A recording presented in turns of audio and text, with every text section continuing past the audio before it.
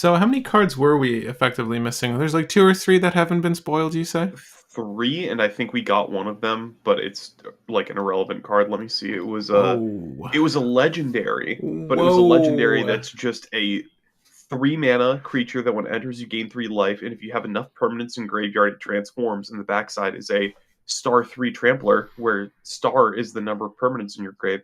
It punch hard. So you're saying not worth our time? Well, we're not covering it here, and I like it as a casual commander just because it's a big boy, but for a set review, irrelevant. And on that note, hey, welcome to the show before the show. I'm Patrick, your local game guy. This is the local game co-host Will. Sup? Dude, not much. I had a great day. I evacuated work very quickly. I work near Madison Square Garden. If you guys don't know, I don't know if you've seen any of the videos of let's just say Knicks aftermath.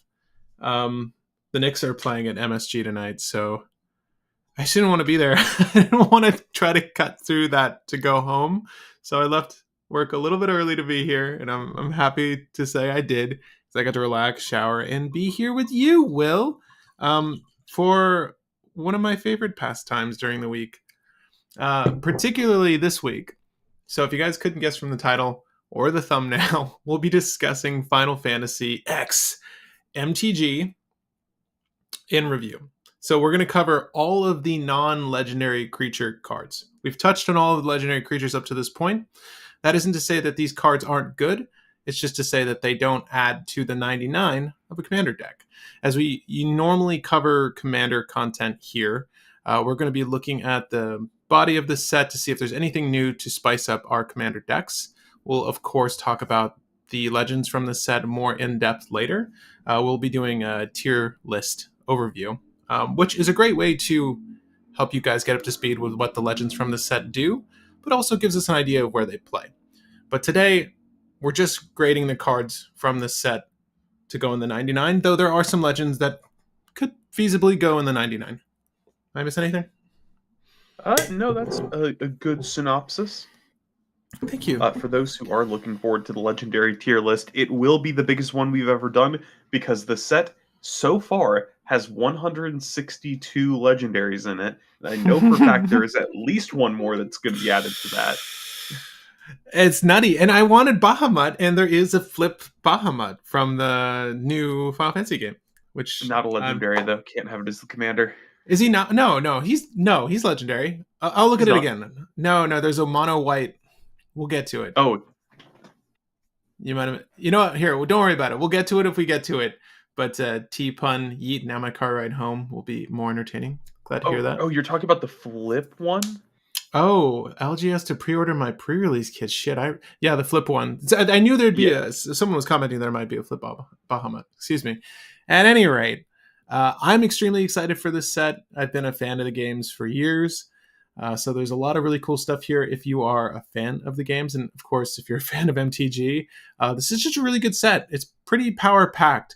Namely the legendaries, but there are a few cards from this set that we're going to cover that are really worth your while in a commander format.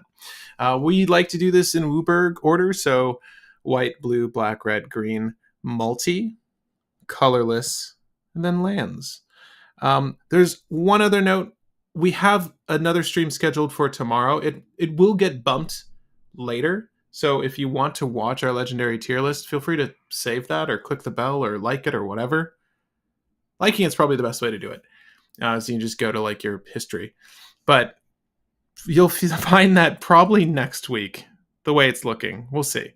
But more on that later. At any rate, Will, I'm going to let you lead the discussion, obviously, on these. Anything we miss, you can let us know via the live stream chat that you want to talk about it, and we'll cover it. Or if there's something that's niche playable in a list that you like playing, feel free to bring it up. That's why we do these live. Okay.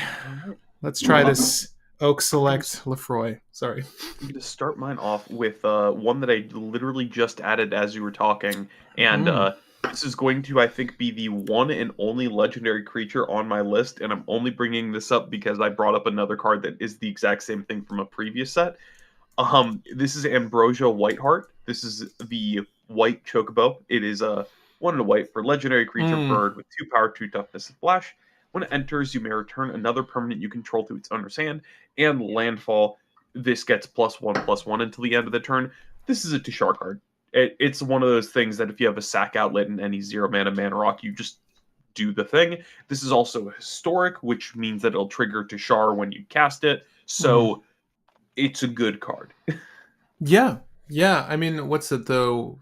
Glint Whitehawk, something. There's a one Yeah, mana Glint Hawk. Glint Hawk. There's something similar to this.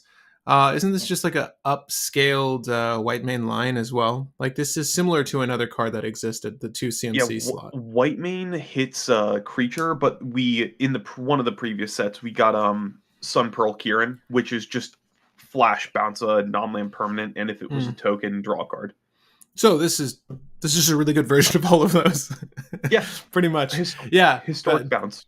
yeah, baseline, just a really good version of all those. I assume you don't want to bring up Adalbert, Aerith, any of these cards. Aerith's Rescue Mission is kind of okay. No, none of those caught my eye. The next card that caught my eye though is Champions from Beyond.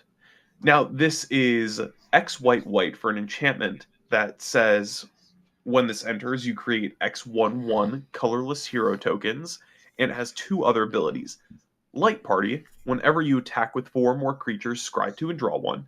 And Full Party, whenever you attack with 8 or more creatures, creatures you control get +8/+8 until the end of the turn. This is a very dumb Najeela card, because if you just play this for X=0, it's 2 mana, scry 2, draw 1 every single turn from here on out, and Yeah, then if pretty you much. stack extra combats with that final effect, you're gonna have like 13 warriors that are just killing people. This is a way that Yeah. you can win with Najeela without even needing to combo.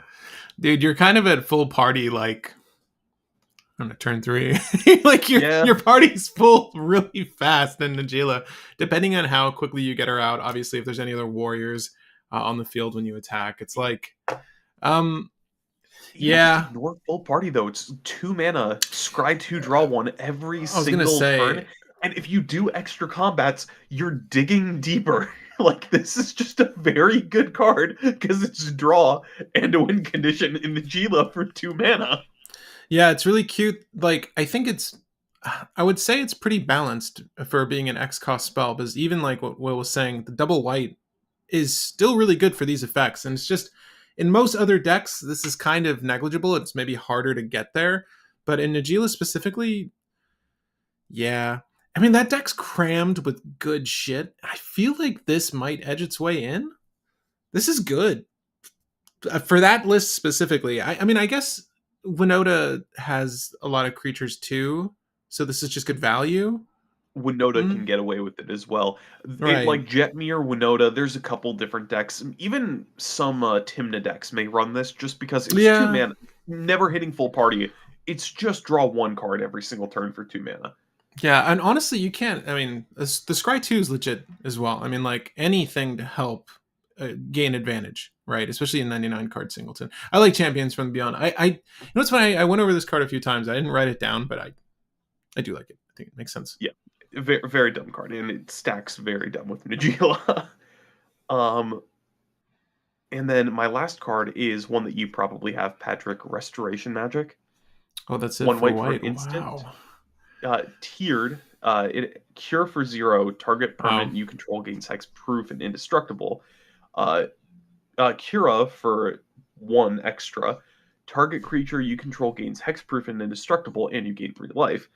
Uh, and then finally, Kurga, or Kurga, Kiraga. Yeah, yeah. Kuraga, thank you. 3 and a white. Permanents you control gain hexproof and indestructible, and you gain 6 life. A lot of the time, this is just going to be 1 white protective thing. And in like a bad scenario, this is 1 white, gain 3 life, or just protect yourself from a board wipe. It's a flexible protection spell. Pretty good. Yeah, I like it a lot. You know, tiered is unique to this set. Am I mistaken? I feel like this is the first time we've seen tiered. Yeah, we've It's had similar effects, but this specific way of doing it, I think, is right. unique.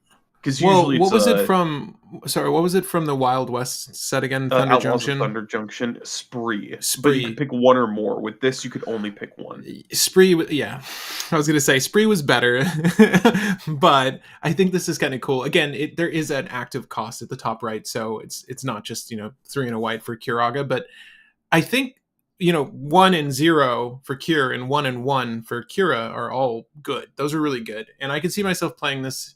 And speaking of white decks, in my mono white Oswald, this is just another good piece of protection because it says target permanent. It's just a wide stroke on what it affects. And hexproof and indestructible is really good.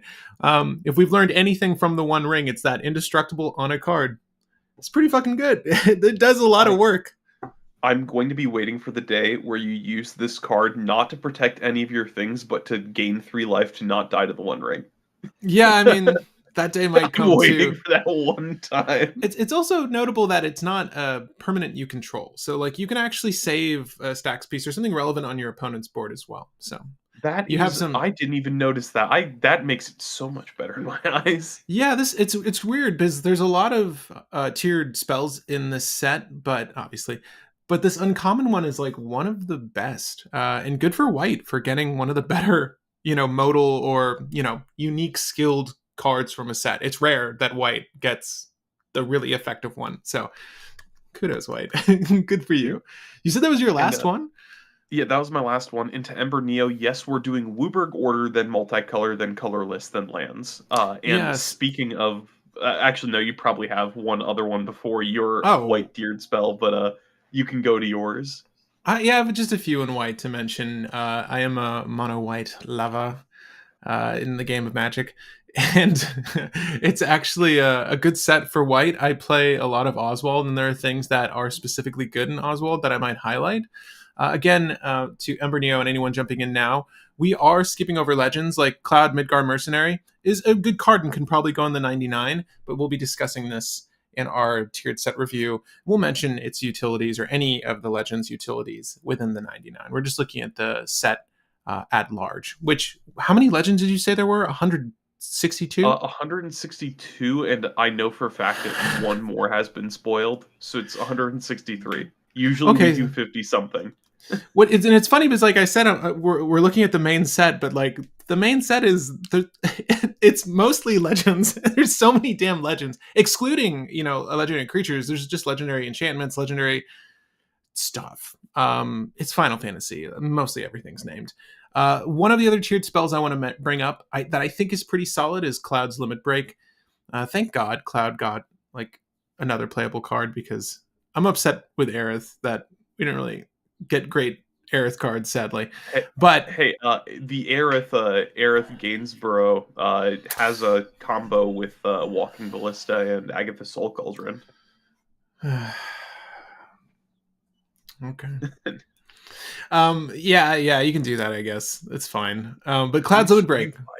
you find artifacts in white. It's cEDH viable.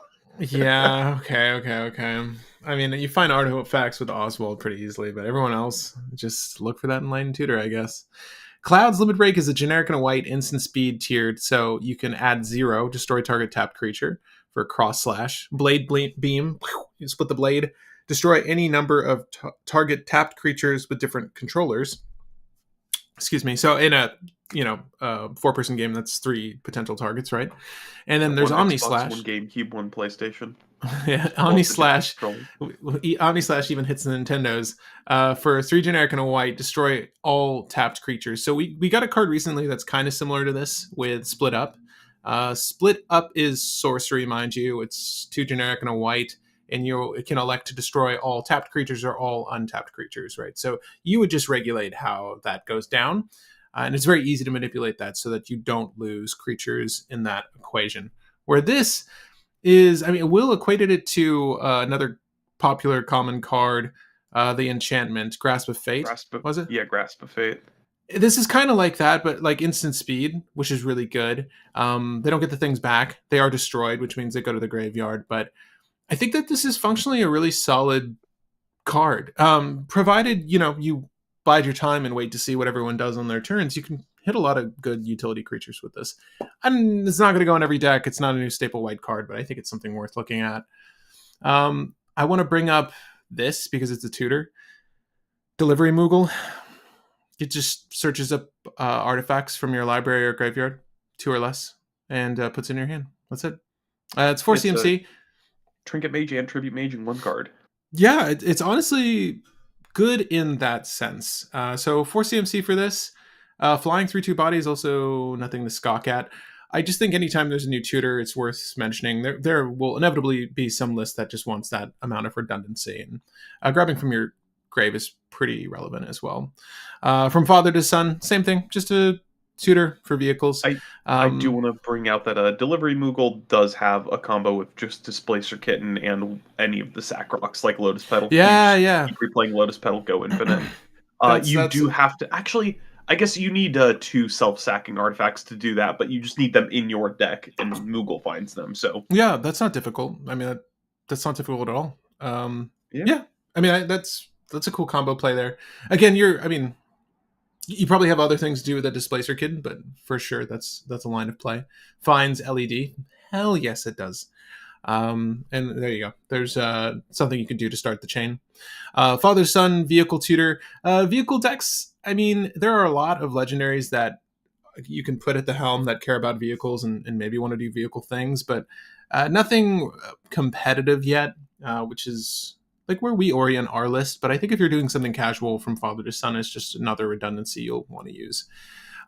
There's a card I really like for Oswald, potentially. Phoenix Down. So for a white artifact, you can pay a generic and a white and tap it. Exile this artifact. Choose one. I'll do the lesser one. Exile target skeleton, spirit, or zombie. Maybe there will be a relevant target someday, but I don't think you want to leverage this for that. Or you can return target creature card with mana value 4 or less from your graveyard to the battlefield tapped. This is just a really good recovery tool.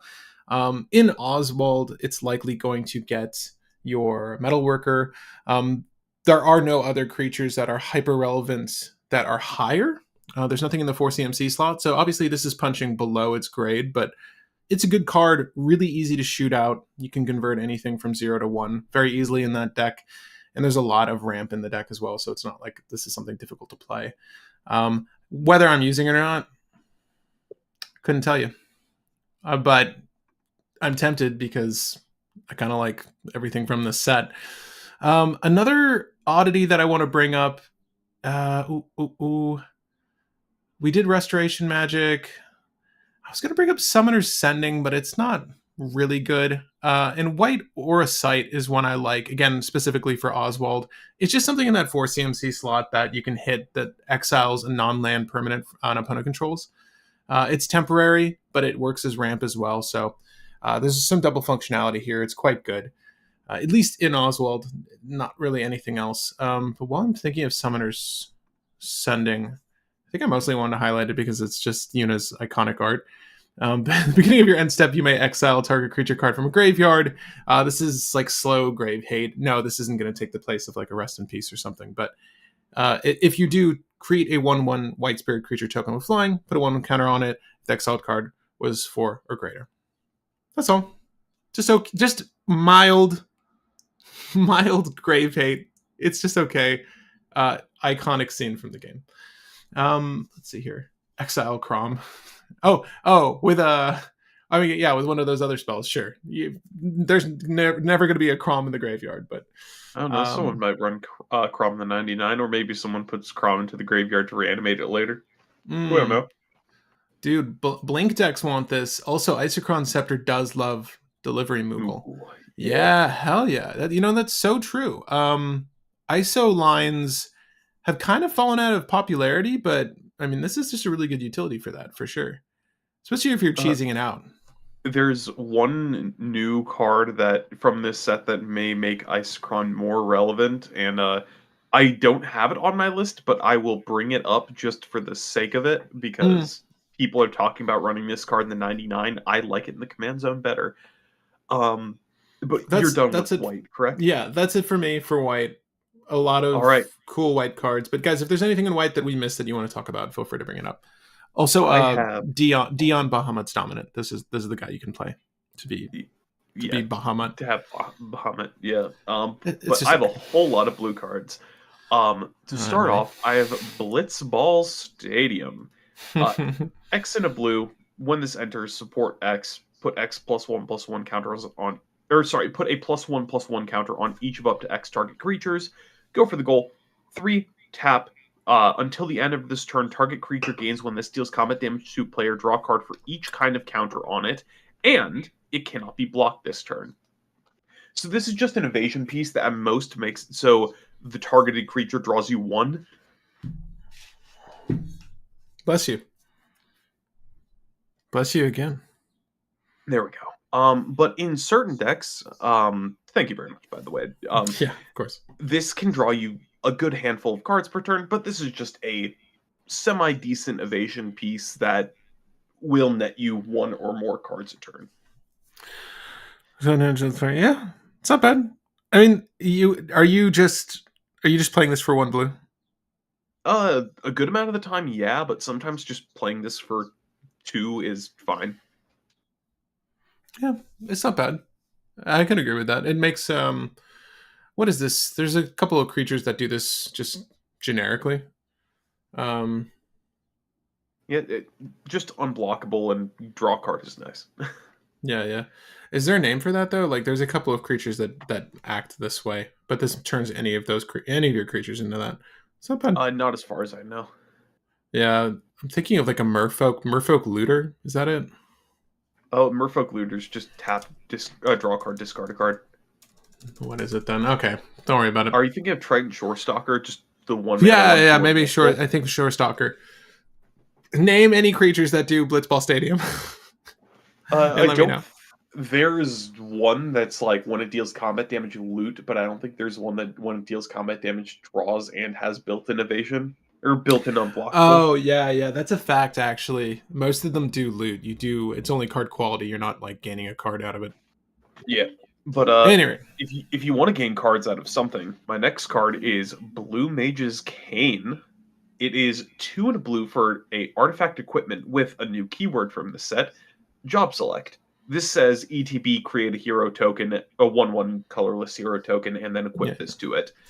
The equipped creature has +0/+2. It is a wizard in addition to its other types, and has, when this creature attacks, exile up to 1 target instant or sorcery card from defending player's graveyard. If you do, copy it, and you may pay 3 rather than pay that spell's mana cost.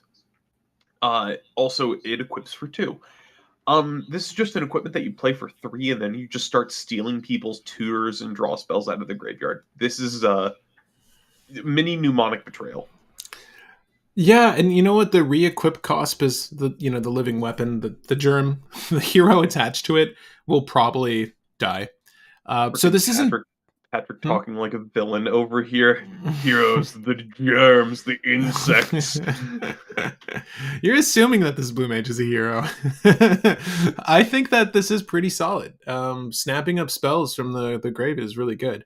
It gets exiled otherwise too, so you can just remove relevant pieces before, I don't know, like an underworld breach turn. You know what I mean? Like even if you don't have the mana or anything to do with it, just take the DT. Like don't let them have that. You know what I mean? It's good. It's really good. I agree with you on that one. Stadium is interesting in Goldberry. Yeah, Goldberry Yeah, can move actually. counters around and do a lot of fun stuff. I also completely forgot my favorite part of this card. It's the fact that you can just play blue control, and if anybody tries to go off, you counter their ad nauseum or their peer into the abyss, and then you Mm. cast it for 3 mana. Yeah, it's So not bad. That's a pretty this is cheap just ad nause, actually. it's a really, really good control tool just by the fact of if anyone tries to go for a win, counterspell, you use their win. Yeah, I You think it's can also. do you can do mono blue Thoracle with this by stealing someone's demonic consultation and then playing Thoracle. Yo, I kind of like that actually. That's spicy. But also it's not on damage either. Like the thing doesn't need to live necessarily. You could just attack. Yeah, That's good. and That's m- really m- solid, dude. also let's not overlook just making your Timna a 2/4. Pretty good. Fucking stupid Tim. I don't give shit. I don't care about Tim. Oh, hi all. Did we get to the new force of stifle counter? No, no. I'm gonna be we, bringing that up. we The new one we mana might counter spell. we might get to that card. But what do you have I'm going next to in bring up blue? this card. This card is not on my list, but I'm bringing it Cardiff. up just because this was. I brought this up a second ago, so I'm gonna bring up the. Oh, Hold on, am I? Yeah. the This is Gogo, Master of Mimicry. Um, so 2 and a blue. It's a legendary creature wizard with 2 power, 4 toughness, and you can pay XX and tap to copy target activated or triggered ability you control X times and may choose new targets for the copies. This ability cannot be copied. X cannot be 0. Mana abilities cannot be targeted. Imagine this Um, was Time Vault.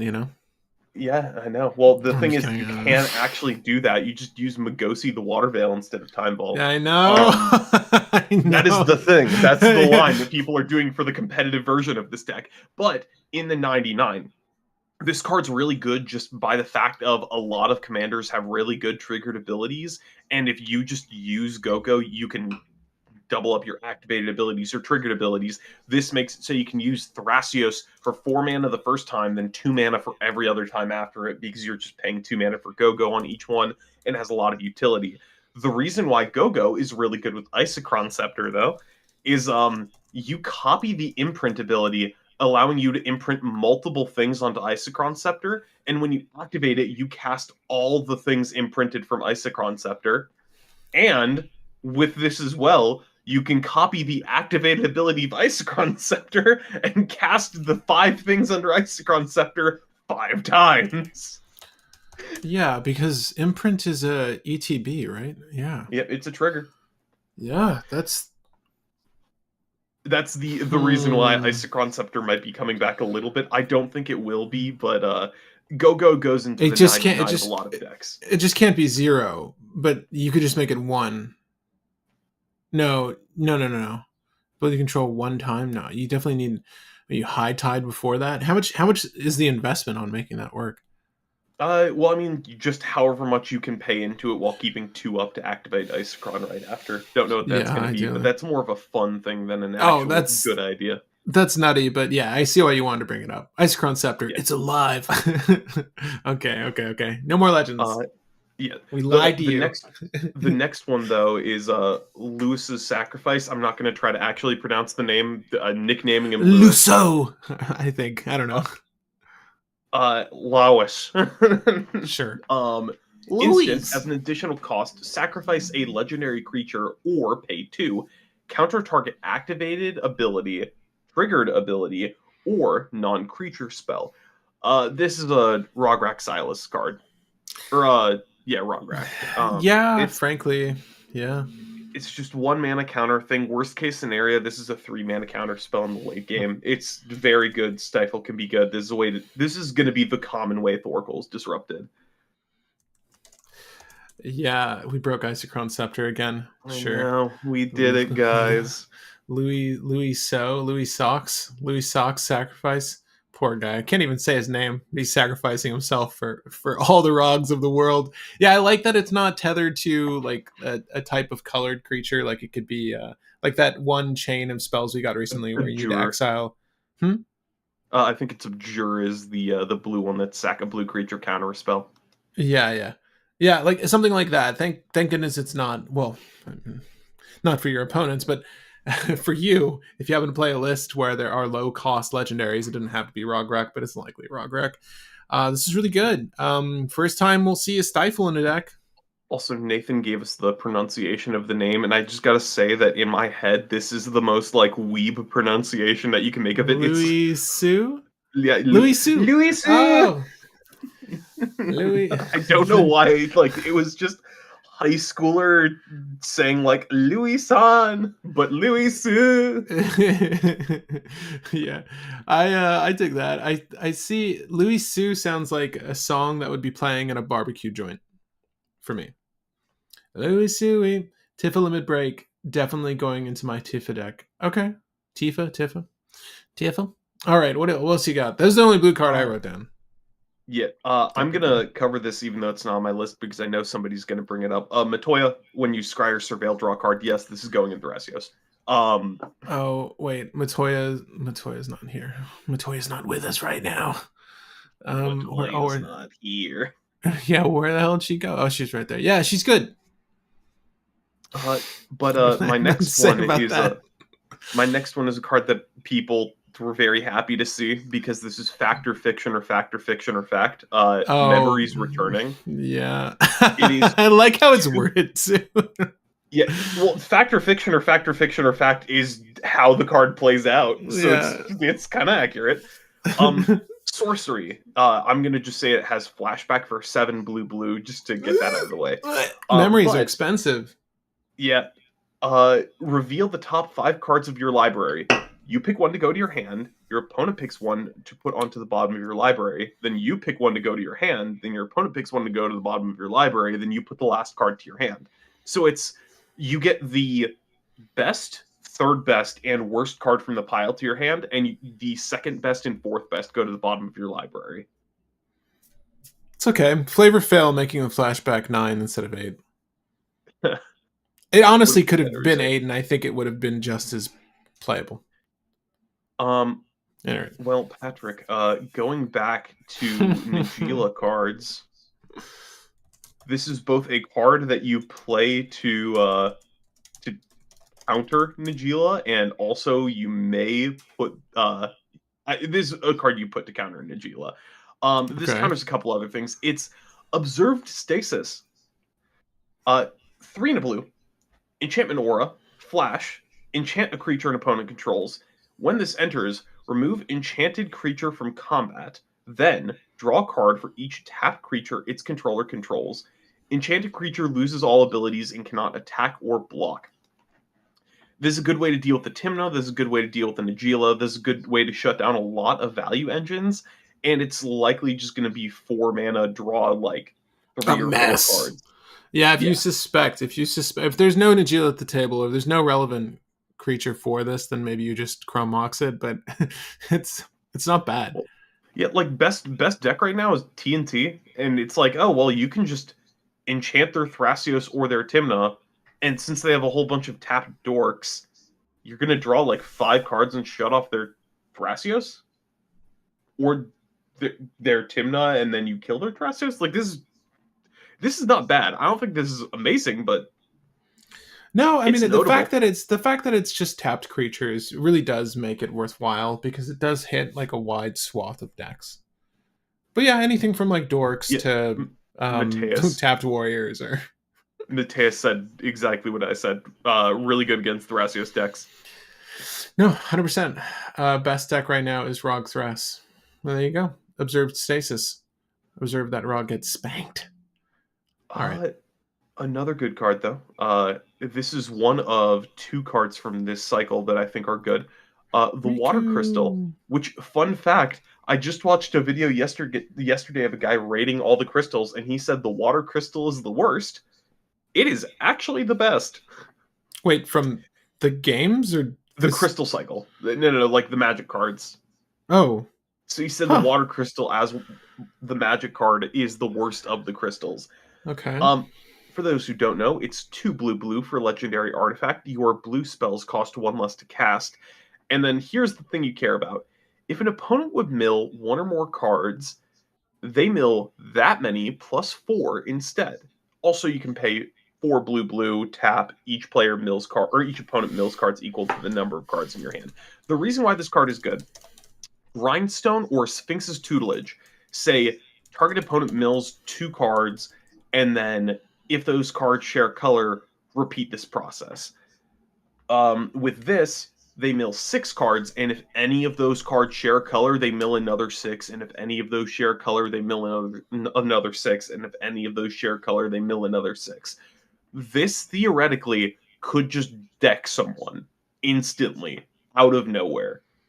So it's kind of an accidental instant win card. And if you're running this in the can't remember the name of him, but the commander that doubles your mill effects, Oh. they're Wait, milling shit. 12. I don't remember his name either. I know who you're talking about Bruvac? though. Bruvac, I think. Yeah, Bruvok. If an opponent would mill one or more cards, Yeah, they I roll got it twice. right. And It then is you go, Bruvac. But yeah. Yeah, I just by like this a itself, lot. Water Crystal potentially could just deck someone. Water Crystal Brewback. Is that is that what we're on these days? That's kind of cool, honestly. I actually really like that. I do think that's a little win more. I feel like you could just jam this in a list and have it be consequential. Mill out. But mill is generally not a strategy I shoot for, but it is valid. You can very much like deck someone out. There's a few ways to get out of it, obviously, but not Yeah. bad. Bruvok. And Bruvok, it just sounds like a really upscale grinder you'd get if you're like a coffee aficionado.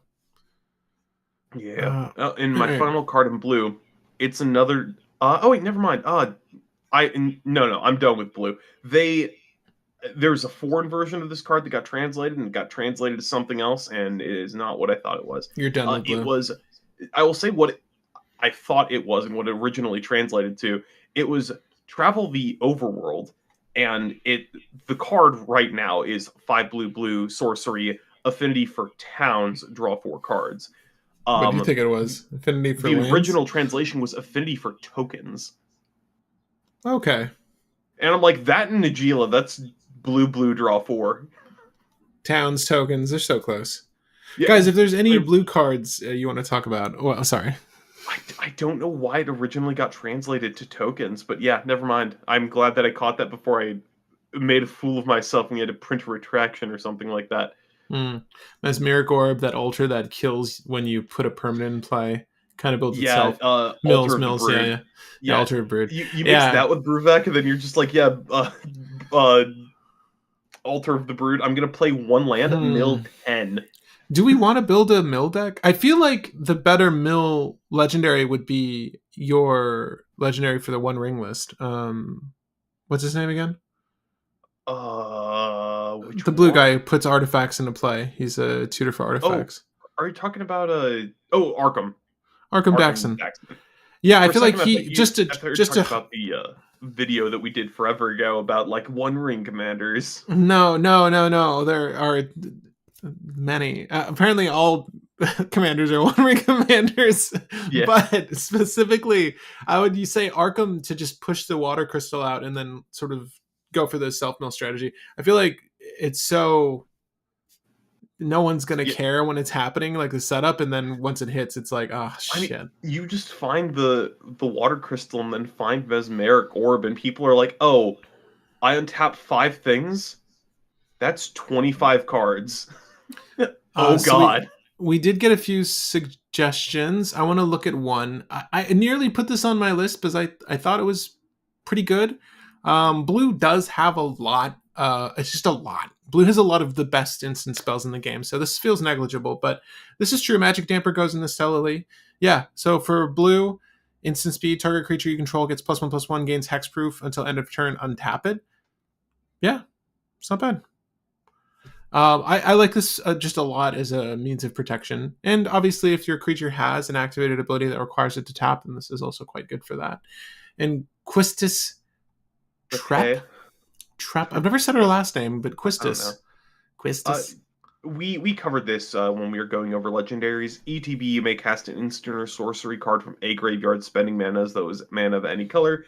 And if that card would be put into the graveyard, exile it. This is just 3 mana, cast the best spell that somebody's cast this game. Not bad. Instant or sorcery wise, it's slow Snapcaster Mage, but it's a mnemonic betrayal Snapcaster Mage, so good enough. Um, is Black Mage's Rod one of your cards? Let me see. Moving on to black. If you couldn't tell No, from the I name of don't that card. have Black Mage's Rod. I did want to go over one card just because I've had people bring this up to me in my personal life, and I'm like, why not? This is kind of funny. Edgar, King of the Figaro. This is another blue card, and somebody might bring it up in chat. This is a legendary as well. ETB, draw for each artifact you control. The reason why this goes in the 99 of some decks is because the other part of the card, two-headed Which coin.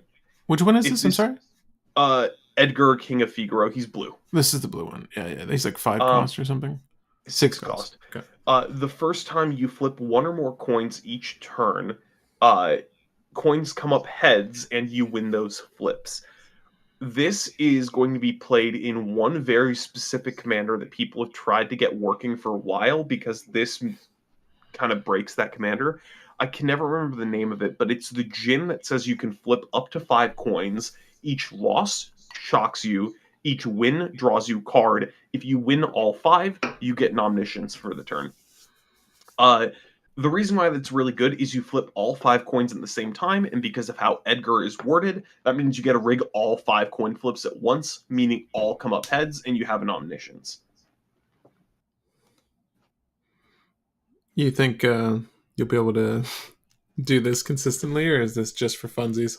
Well, you play a 3 mana commander that draws you several cards a turn, and then eventually you just play a 6 drop that draws you like 5 cards, then you draw 5 more cards, and then you have unlimited mana and 12 cards in hand, and hopefully win from there. It's just a card that makes a mediocre deck into a much better deck. But now going to black. I guess I bring up the Somebody black said mages. Yusri. I don't know if that's for blue Yusri, or Fortune's Flame. Yusri. I don't know that that's let me blue. Yusri is the guy I was talking about. He's the Oh. Efreet that's flip coins. Yep. Thanks. Thank you. Thank you very much. That is the Uh, commander I was talking about. So Yusri gets a lot better just because you can rig all 5 coin flips because it is one instance of flipping multiple coins. so I But like this rod job select because it's a triggered effect. yeah, Generic and a black, equip 3. Obviously, it attaches to a 1/1 colorless hero. That hero is value of 2/1. Whenever you cast a non-creature spell, this creature deals 1 damage to each opponent, and it's a wizard in addition to its other types. So cool curiosity effect, as a matter of fact. It's something to tag into a list like that if you need it. But it's I like this as an inverse outlet. curiosity effect to make Yeah, one of your things that when it deals damage draw into a pinger. yeah. It's sick though. I like this a lot. I think it's a good finisher for lists that are just casting indefinitely. Like it's just something that you can use to close out the game. Because I think a 2 mana. I mean, what would you drop this into? Speaking of Isochron Scepter, you just use it in that and you have an outlet. It's Yeah, not bad. it can go into any kind of poison or infect deck as well. Mm-mm. Let's see if there's a damage draw creature that would very much like this card. I'm doing a quick search. Combat damage, combat damage. Niv would potentially be able to use it, but that's pretty self-explanatory. Mm. Combat. Most of the creatures only say Lord of combat damage, unfortunately. But I like Lord of Pain or Osier Oxynal to up the damage. But Edgar, which Edgar are we talking about? The Edgar? Charmed that's Groom?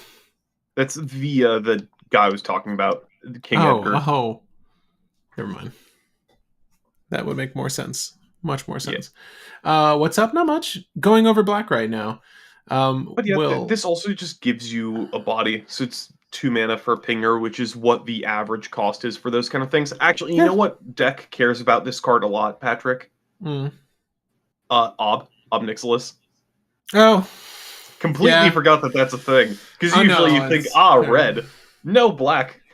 Yeah. Rakdos for sure. I mean, he'll love this shit. Yeah, this card is really good. I find this to be a really good card. It's, again, like at that 2 CMC slot, I think it's fantastic.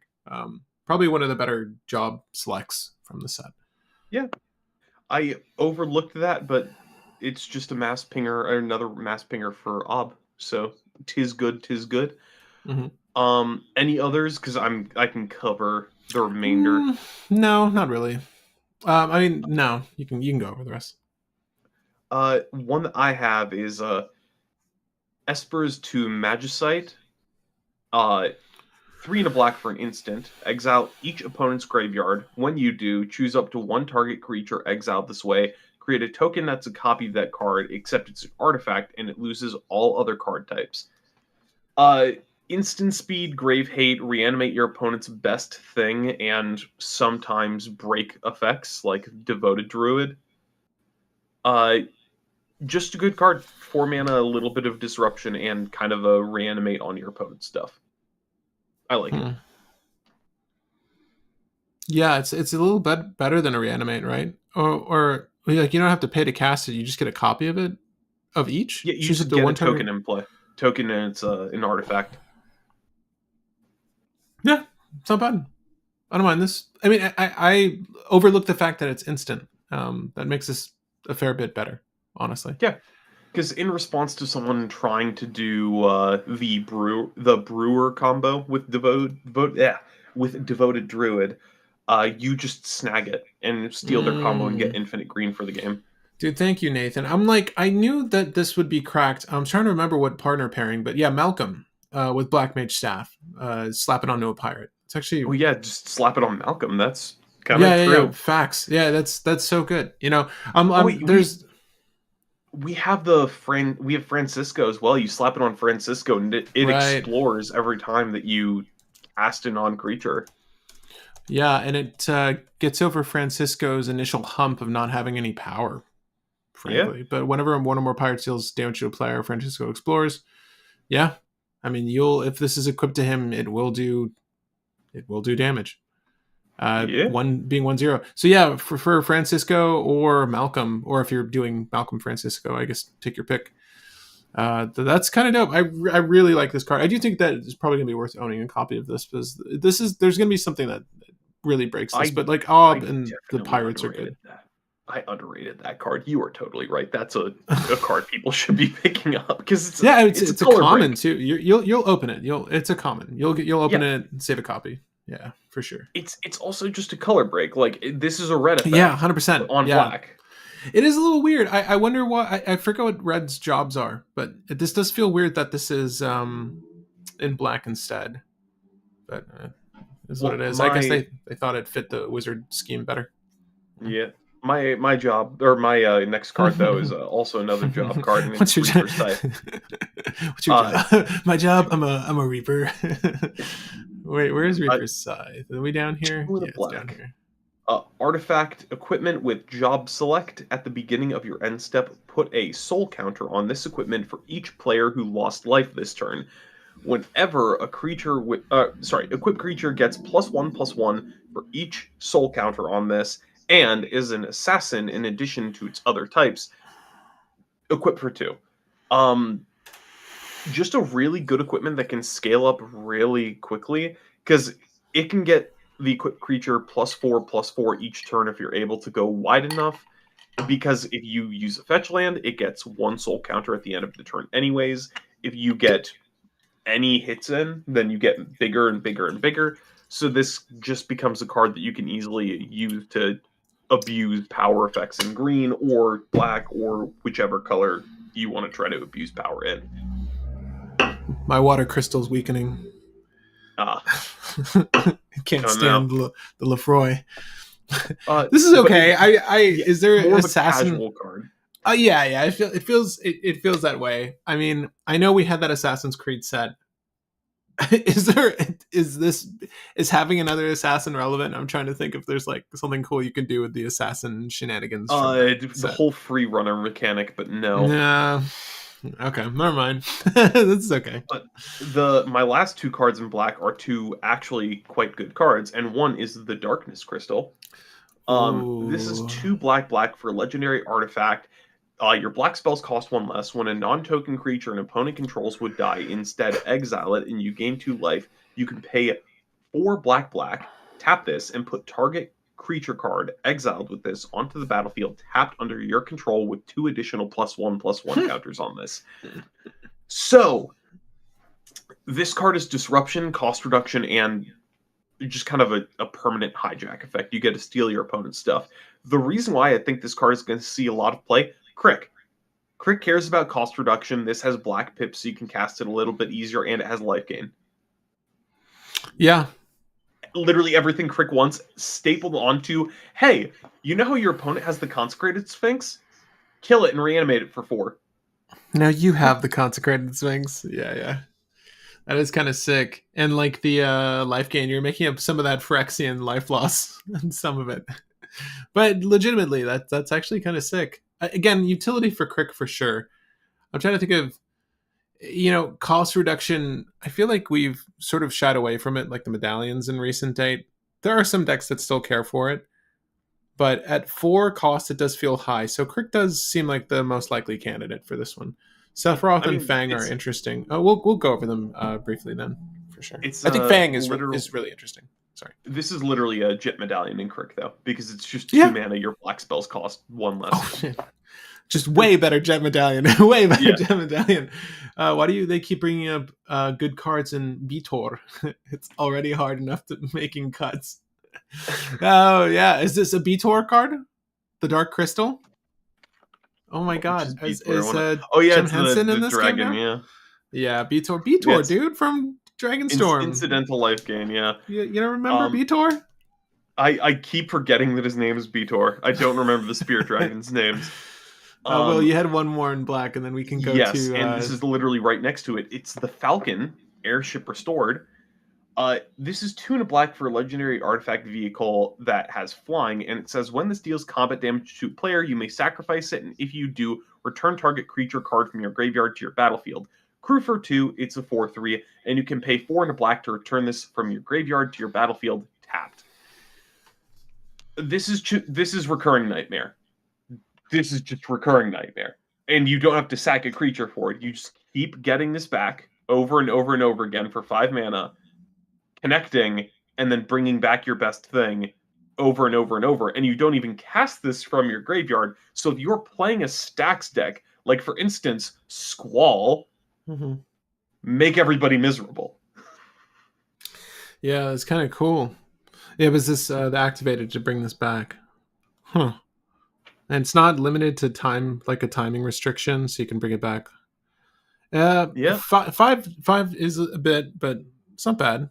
Yeah, 5 hurts, but 3 mana for reanimate to start, and then 5 slow reanimate, and then 5 mana to do this again and again and again in Azorius, which usually is not a draw color. Yeah. You have the time to pump mana into this, and you can always just go pass the turn, holding up interaction. Didn't need to interact. Recur this. Attack, get back my stacks piece, repeat. That's pretty good. That is pretty good, honestly. For a slower list, for a slower stacks deck. Yeah, for sure. That's not bad. Because I feel like a lot of the times with stacks manders, they don't have much else to do, right? Like they don't have inherent draw effects or anything like that. So having something that's recurable and repeatable with all of your effects is going to help you prolong the game and, top deck a little bit more effectively than anyone else. Great in braids. Yeah, yes, it is. It's pretty good in braids, actually. Fang was brought up. Black card Xenos, F Xenos, gang. Just kidding. I thought you were going to say your final black card is the final days, but we've got Fang brought up twice. We'll talk about this briefly here. She's quite good. I don't really care if you meld it or not. But for 3 mana, 2/3 body, whenever one or more cards leave your graveyard, you draw a card and you lose 1 life. This ability triggers only once each turn. Not bad. If this was a black-green card, I would love to use this as a commander. But in the 99, it's kind of eh. Sephiroth was brought up. You said Sephiroth and Fang are interesting. Mono black Sephiroth. I like Jacked a lot. Sephiroth is just a blood artist. Whenever a creature, an opponent, or whenever a creature dies, target opponent loses a life, you gain 1 life. If this triggers the 4th time, transform it. And when this enters and attacks, you may sacrifice another creature if you do draw a card. And then the backside is Sephiroth, 1-winged angel, 5/5 flyer. When this transforms, get an emblem that's just blood artist. And then whenever this attacks, you can sacrifice any number of other creatures and draw that many cards. Yeah, this is not bad in any deck that wants a blood artist. Like if you're doing the what's it called? Forsaken Miner. If you're doing a Forsaken Miner combo, Sephiroth is another option instead of blood artist. And it's also kind of self-protected because if you can flip this then you have an emblem, meaning that they can't get rid of the blood artist ever. You just have a protected pinger. My only question is, what are the things he's floating on? Are those not considered wings? I've always wondered I, this. I don't know. I know I he's, see a cloud. Yeah, I know oh he's yeah, got. I see what you're talking about. Those things down there. No, see, that's his Yeah, ride. His he cloud looks has like a. wings. No, he looks like he's like bopping a rival arc or something. A revel arc. He's just that's his ride. His ride's got wings, but he's only got one. Sure. Okay. Sure. His Uber had multiple wings, but just pay attention to the Yeah. one arm wing thing. That's it for black. Good with contamination. Yeah, actually, the airship again. But guys, if there's anything else in black you want to discuss, let us know. We will be moving on to the color of Suplex. We're moving on to red. I actually really do like Uh, Suplex. I have 3 red cards. Ooh. Uh, It's Clive. Clive one. to start off, this is one that people are going to say I have to add, so I will add it because I'm known as the Zada guy, even though I don't play that deck a lot right now. Mm. Haste magic, 1 in a Oh red, yeah, dude. I was gonna instant. say, like, is this a Zodic card for you? I Well, I mean, thought it's two plus CMC was. I thought that was too two, high. 2 CMC is like the cap of what you want to go for. Sometimes you go for 3 if it's good enough, but 2 is like the highest that you go for because you need more of them. Okay. But it's +3, +1, haste, and impulse draw. You may That's play pretty the damn card good. until the end, until your next end step. That's pretty good, man. Yeah, the haste is kind of what sells it because this Oh is yeah, kind of a finisher. yeah, dude. And also haste in the game, it definitely didn't make you stronger. I like that they just added that in there. They're like, yes, screw it. Let's even in this game, they're like, this needs to be a finisher. Art's sick. Yeah, very reminiscent. If I'm not mistaken, like in the OG Final Fantasy, there was like a cog that would rotate around you when you got haste. Yeah. Also, So since the card is right next to it, I'm just going to quickly bring up this card up, even though it's not on my list. Gogo, Mysterious Mind. you just It's like another. Gogo, man. You're Gogo crazy right now. I know. This is literally just another OG Sakashima. It's a clone of a thing, except it keeps its name. Useful in end decks that need clones that aren't in blue. Yeah. But my next actual card, Snort. Unironically, Snort. Um, 3 and a red, Where am I? Where sorcery. am I? There we go. Each player may discard their hand and draw 5 cards. Snort deals 5 damage to each opponent who discards their hand this way. Flashback for 5 and a red. This is on my list because you can play this in Vadric, you can play this in Rowan, and it's just after vomiting out your hand, refill your hand twice. Yeah. Yeah. You Good said enough. you did you just mention Vadric, but someone said haste magic and Vadric, Astral Archmage. Yeah, Vadric's, for those who don't know Vadric, he's an Izzet commander that reduces the cost of your spells by his power. Yeah. So that's why Snort's good, and that's also why Haste is good, because +3/+0 and Haste. Mm. Wait, And is that it for your red card? You have one more. I have one more, and it's right next to Snort. It's Sorceress's Scheme. Mm. Speaking of Vadric and Rowan Mm. again, Mm. um, Mm. 3 Yeah. in a red, return target instant or sorcery card from graveyard or exile with flashback to your hand and add a red. Flashback for 4 in a red. Hmm. So if you have any useful flashback card in a Rowan deck or in a Vadric deck, which both decks do run them, this just gets it back for free in both of those decks because you're immediately getting the 1 red pip you pay into this back. Not bad. I like Good enough. Sorcerer's Scheme. No, I like Sorcerer's Scheme. There's only so many recovery effects in red, and this extends just a little bit further. Exiled card with flashback specifically, but I think the first end of that ability with the red recovery is really good. I did have a few cards to mention. One was a fire magic. It's not officially on my list, but I mean anything with VV on it really, but it's fine. So it's basically electrickery. I think electrickery hits opponents, and this hits everything. Yeah, but don't you need to pay 2 into Electricity to like overload it or something? It's either Yes, a ping or correct. it's overload. So this hits everything across the board for fire. It's a tiered spell. It's on the screen. It's a tiered spell. You can go fire, Fira. So for 3 total, you do 2 damage to each creature. So you spend 1 more over for Clasm, right? Pyroclasm, or Whip Flare. Take your pick. And you can spend 6 total for Firaga, which gives you fire magic deals 3 damage to each creature. It's scalable. It's instant speed. I can't say that this is my favorite. I think there is a lot of utility here. I don't think I'm giving it enough credit. It being instant speed and having this sort of versatility. Anything that it lets you select like this and within a range is usually good and worthy of considering. I think just like the other spell we covered earlier, not clouds, but the white magic. You're probably looking at fire and Fira more often than not. I think for those 2 things, this is really good. Yeah, I like Yeah. it.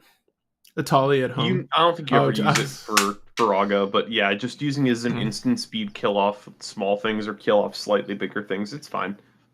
That's strictly better than other return instant sorcery That's cards. Yeah, Nathan. Sorceress's schemes. Yeah, Yeah. because it hits anything in your graveyard or any flashback thing in exile. It's good. Yeah, Nibelheim and a Flame, pretty famous. Final Fantasy VII is just littered with famous imagery, and this is one of those moments where we all thought Sephiroth looked like a badass, even though he was murdering people en masse. But there is a really sick variant that I think is in the thumbnail. I did use this version. Nibelheim Flames, it's good. I think the art is the best part of this card, but it's 2 generic and double red. Choose target creature you control. It deals damage equal to its power to each other creature. Very on theme here. If this spell was cast from your graveyard, discard your hand and draw 4 cards. Just speaking of cards with flashback. Not bad. Yeah, this isn't bad. It's a good refresh. So overload costs 1 and a red. Correct. Yep. So electricity, costs 1 less. But electricity is also instant, right? Okay, 1 damage to target creature you don't control, or you overload it to hit everything. Actually, I'm a fan of electricity, but fire magic is up there. I think they're both quite good. So electricity. Someone also brought up Sorceress's schemes with Echo of Eons. That is so obnoxious. So Mateus is literally highlighting all the cards I want to mention. I wanted to bring up Triple Triad because it's what it made me more engaged with mini games, in games, and specifically card games. Not necessarily because of the effect, but Suplex. Yeah, it's kind of like Better or Braid. I do want to point out. One red sorcery, choose 1, deal 3 to a creature. If it dies, exile it or exile an artifact. Continue. Yeah, a braid is. I do want to point out that a braid is instant speed. Is the only main difference, and you can argue that the timing is important. But I think largely for a red deck that would be considering Suplex, that you're happy to have it even at sorcery. But yeah, 100%. On paper, just this is better. In text box, this is just a better card. Yeah, hitting the 1 ring is good, but I will say the biggest difference between Suplex and a braid, does a braid have you suplex a train? No. No, it doesn't. It's a sick card and probably the corniest nod to a Final Fantasy game. I love it. Yeah, if you don't know what this is a reference to, but it's pretty funny. Yeah, Suplex is great, and yeah, Triple Triad. Basically, what Mateus said. It's Atali at home, but none of that matters. Triple Triad was super fun. I think I spent more time playing that than I did playing the main story of Final Fantasy VIII. And same thing with the Tetramaster from Final Fantasy IX. They're really fun. I love these card games. These are so good. Suplex gets the 1 ring. Hell yes. That's the other thing. Suplex a ring.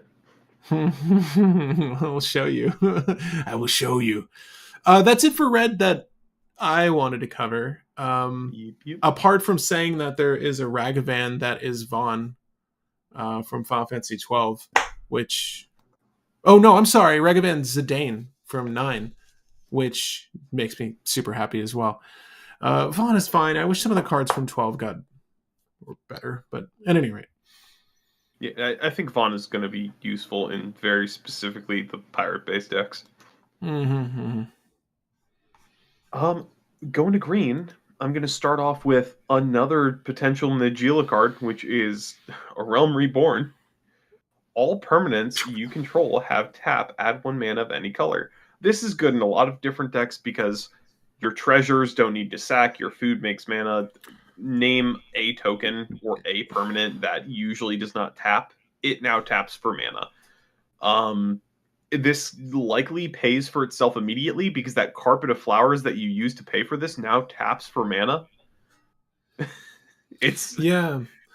that Utopia Sprawl that you have on that land to increase your mana also taps for mana.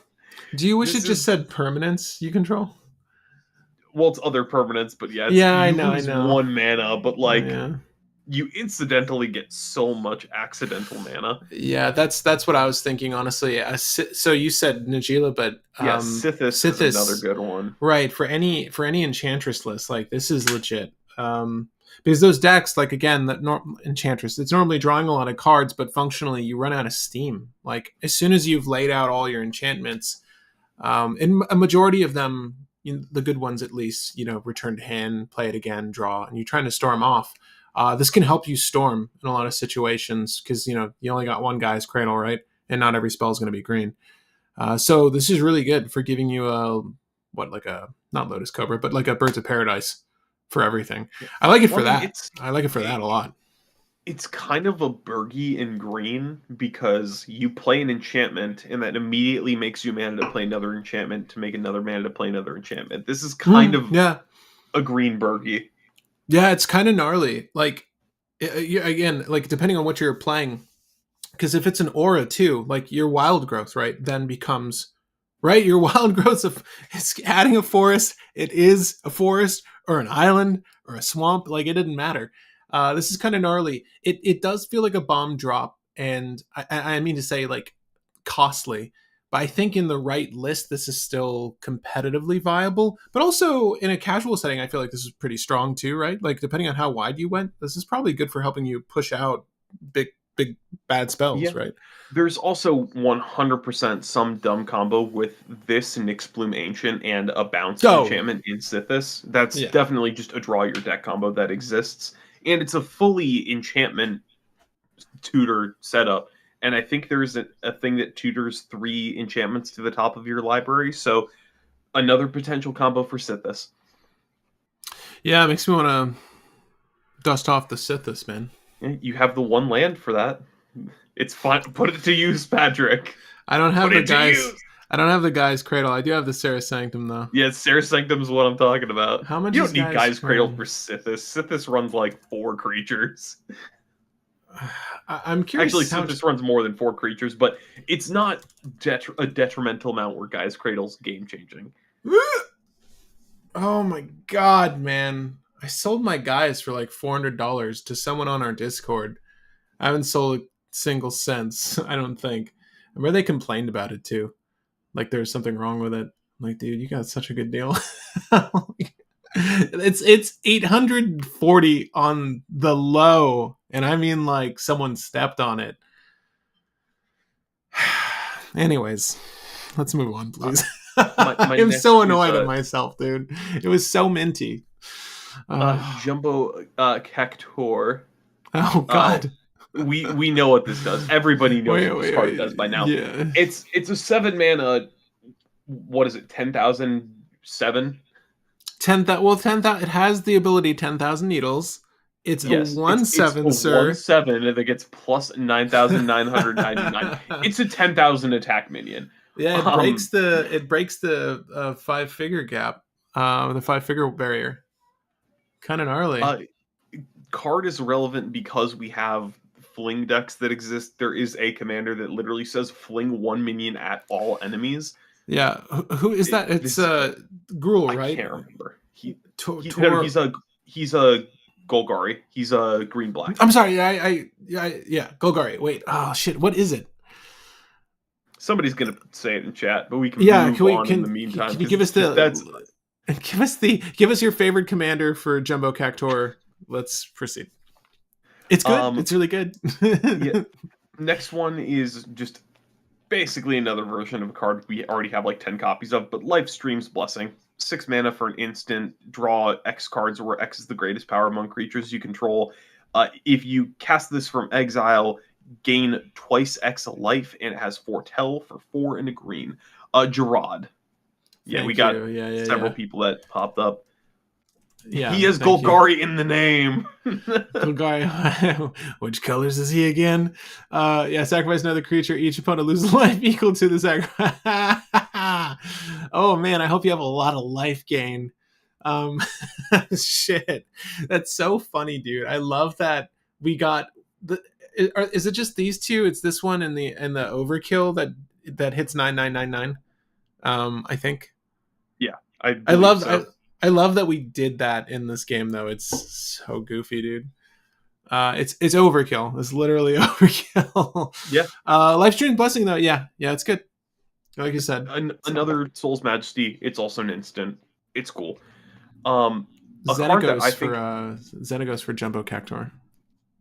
Another card that is going to be really good in casual and something dumb in competitive is Sphere Grid. Sphere Grid? Sphere Grid. 1 green.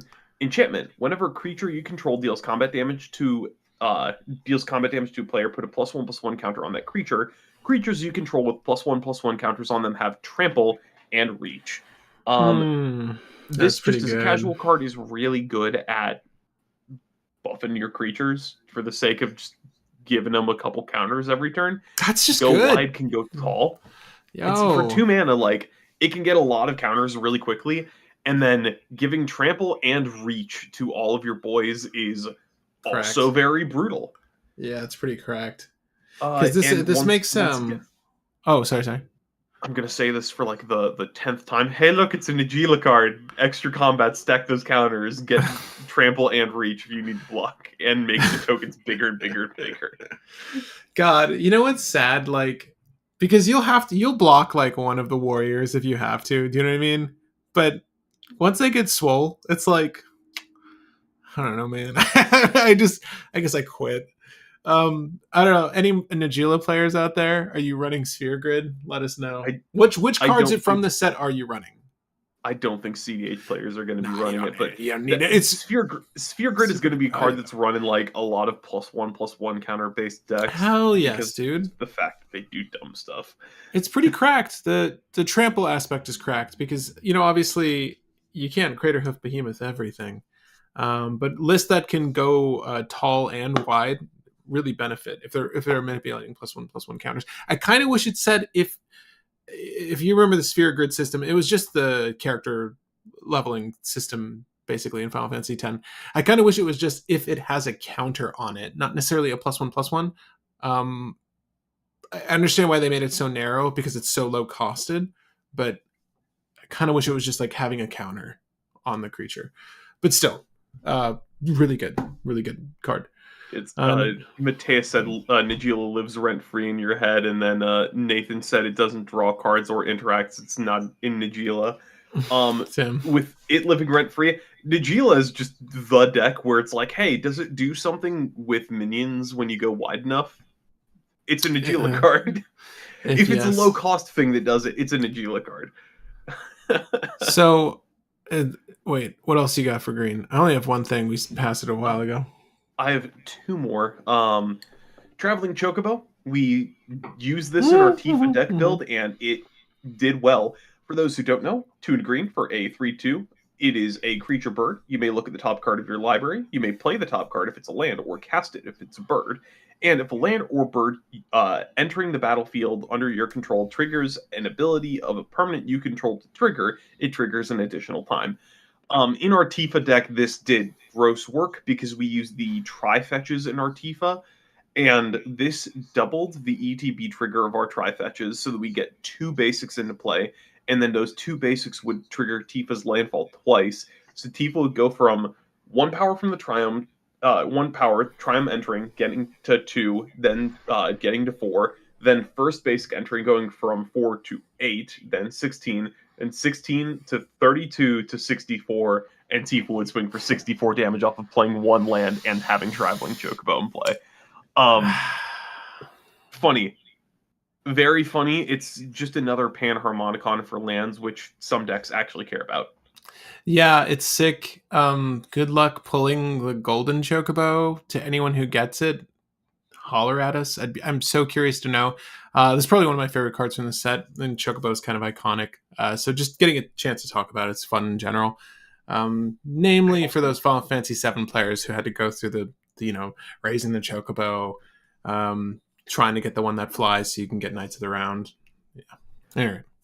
I will also say to those Shia players, yes, this triggers all of your ETB-based effects a second time because all of your creatures are lands. So if Yeah, you as want to they slot this into a Shia, go for it. right when they enter, they're lands, right? So yeah. Yep. So if they Uh, have, if any ETB trigger happens off that creature entering, you go for it. Have fun. Traveling chocobo, traveling chocobo plus Mystic Sanctuary. Yeah, dude. Not that Mystic Sanctuary needed help, but yeah, it's pretty good. Yeah. It's Set up pretty good. more things to the top. Just send it. My last Eunice one Whistle, is right?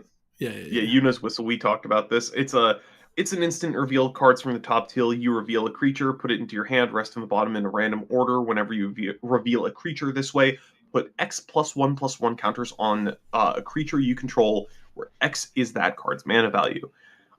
It's 3 mana for a pseudo tutor that can buff a thing. It's interesting. It's like a weird polymorph effect. I like it. Nagila card. No, very much not an Agila card. There's only one thing I want to bring up that we did not mention, and we can only talk. We don't need to talk about it very long. Just it's a new fight card. Anytime these come out, it's just another thing I like to highlight, especially if you play mono green. Like removal is kind of far and few between for creatures. So Clash of the Icons, you have for green sorcery, choose one or more. So this is actually quite good if it's in a saga deck, which you might even want to incorporate this in because a lot of the new sagas from the set happen to be chunky creatures. Target creature you control fights target creature and opponent controls. That's really what I want to highlight, but you can also remove lore counters from sagas to repeat relevant effects or add lore counters to get to like the ultimate effect. Just skip a few pages, Spark notes it, read the ending. I liked it. It's just a new fight effect at 1. So relevant to me. Yeah. But also fight they exchange damage, right? So it's not deals damage too. So yeah, it's one of the lesser ones, but still notable. All right. For multicolor cards, all multicolor cards are legendary, so I didn't even put anything on my multicolor list. Yeah. So if there are, sorry guys, I just finished Final Fantasy 16 DLC content today, and now I've obtained Secret Power. I'm going to start a new game plus. So my brother really loved Final Fantasy 16, and I didn't jump on the bandwagon, but that's one I want to get into. But he told me about it. We were playing Monster Hunter together, but he was playing that prior, and I think he's playing the remake of Obsidian. Is that what it is? The Morrowind remake. Not Morrowind. I think it's Obsidian. Yeah, maybe you know what I'm talking about. You guys are the best to watch. Thank you. Chill dudes talking about cards. Thank you. I was considering putting music in the background today, but I didn't. At some point, we'll have some music playing in the background. Torgal, please, for Sisse. Torgal, you say? So, guys, if there's any other cards you want to mention before we move on past colorless, or sorry, not colorless, but multicolor, let us know. They can be legendaries. Again, we were reserving our conversation on the legendaries for later when we discuss them in our tier list, but obviously we can talk about them if they fit in the 99, like Torgal for Sisse. So, Torgal, you're a fine hound. For a generic and a green, that's it. 2/2 body. Whenever you cast your first human creature spell each turn, that creature enters with additional +1/+1 counter on it for each dog and wolf you control. Add 1 mana of any color. Tutor Brawl off of Sisse, makes Sisse bigger, and also pays for mana for either getting Sisse back onto the field or activating Sisse again. Yeah. Good, quite I good. like it. Yeah. Specifically the 5 color society. Yeah. not, Um, not that other one. to to cover two multicolor cards that may potentially just be worth talking about because they do a thing that some decks want. Um, we can go over Golbez first. He's in Demir. Ooh, He's a wait. Oh, wait. Sorry, Fire Crystal was brought up. It was brought up twice. We did skip it. um. Um. Let me see if I can remember Fire Crystal off the Oh top of yeah, my yeah. head. Don't look at Uh, your screen if you have this on the yeah, background. it's eyes closed. Don't worry. Two red for a legendary artifact. All the crystal things. Let me Um, guess. You're gonna say it reduces the cost. Yeah, reduces the cost of red spells. It gives haste to your creatures, and you can pay 4 red and tap it to make a token copy of a creature you control, but it has at the beginning of the next end step sacrifice it. The token doesn't have haste, I want to point out. The crystal gives it haste by being on the field. Yeah, but funnily enough, if someone were to remove the crystal after you do this, it's just like there. Yeah, it's just there. And that is what it does. So Ember Neo, thoughts on the It's fire crystal? It's good. um It's good. Yeah, it's if you're playing a mono red deck, like it may be good for Zada just by the fact of it gives my stuff haste and it reduces costs of things and it can potentially make a body. 6 mana hurts a lot, 4 mana kind of hurts a lot. I don't think I'm running it, but it may be worth including. I haven't played Zada enough to know if I can get away with running higher cost stuff. What's the best thing you can Um, copy on a turn? Like what's the end game for this? What's the dream play? Value, probably more Just value than just combo. value. Okay, Yeah. that's not bad. Um, but covering a legendary that's good in the 99 in multicolor, Golbez, Crystal Collector. He's Demir and he's a 1/4 human wizard. Whenever an artifact you control enters, surveil 1. At the beginning of your end step, if you have 4 or more artifacts, return a target creature card from your graveyard to your hand. And if you have 8 or more, each opponent loses life equal to that card's power. It's 2 mana. Set up your graveyard a little bit and recur creatures. It's just kind of a value-ish engine that can also help you. Master Golbez. Yeah. And finally, Garland. It's just a what is it, Dragon Rage channeler, but it's Rakdos, Yeah, where's my boy and at? There it he is. triggers off. Yeah. It's Dragon Rage channeler, but Rakdos. He also just looks sick as fuck. Yeah, Yeah, he looks sick as hell. I think those are the only Also, two legendaries I had as notable things to put in the 99.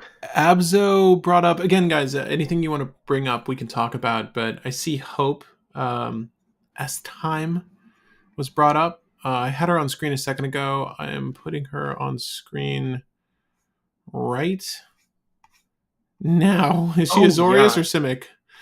Azorius. Wait, how did I miss her?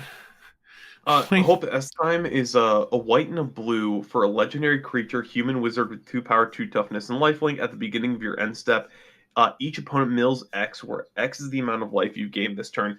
I love this card as a commander because it is the most passive aggressive pillow fort commander in all existence. You let people beat the crap out of you, then you eventually just go for that one Aketra spell that says your lands don't untap next turn, but set your life total back up to what it started at, and you just go cool. Everyone mill 39, and then have fun. In addition, if you use the what is it, Henza or something like that? It's a white legendary creature that you can pay for to swap this creature's power with your life.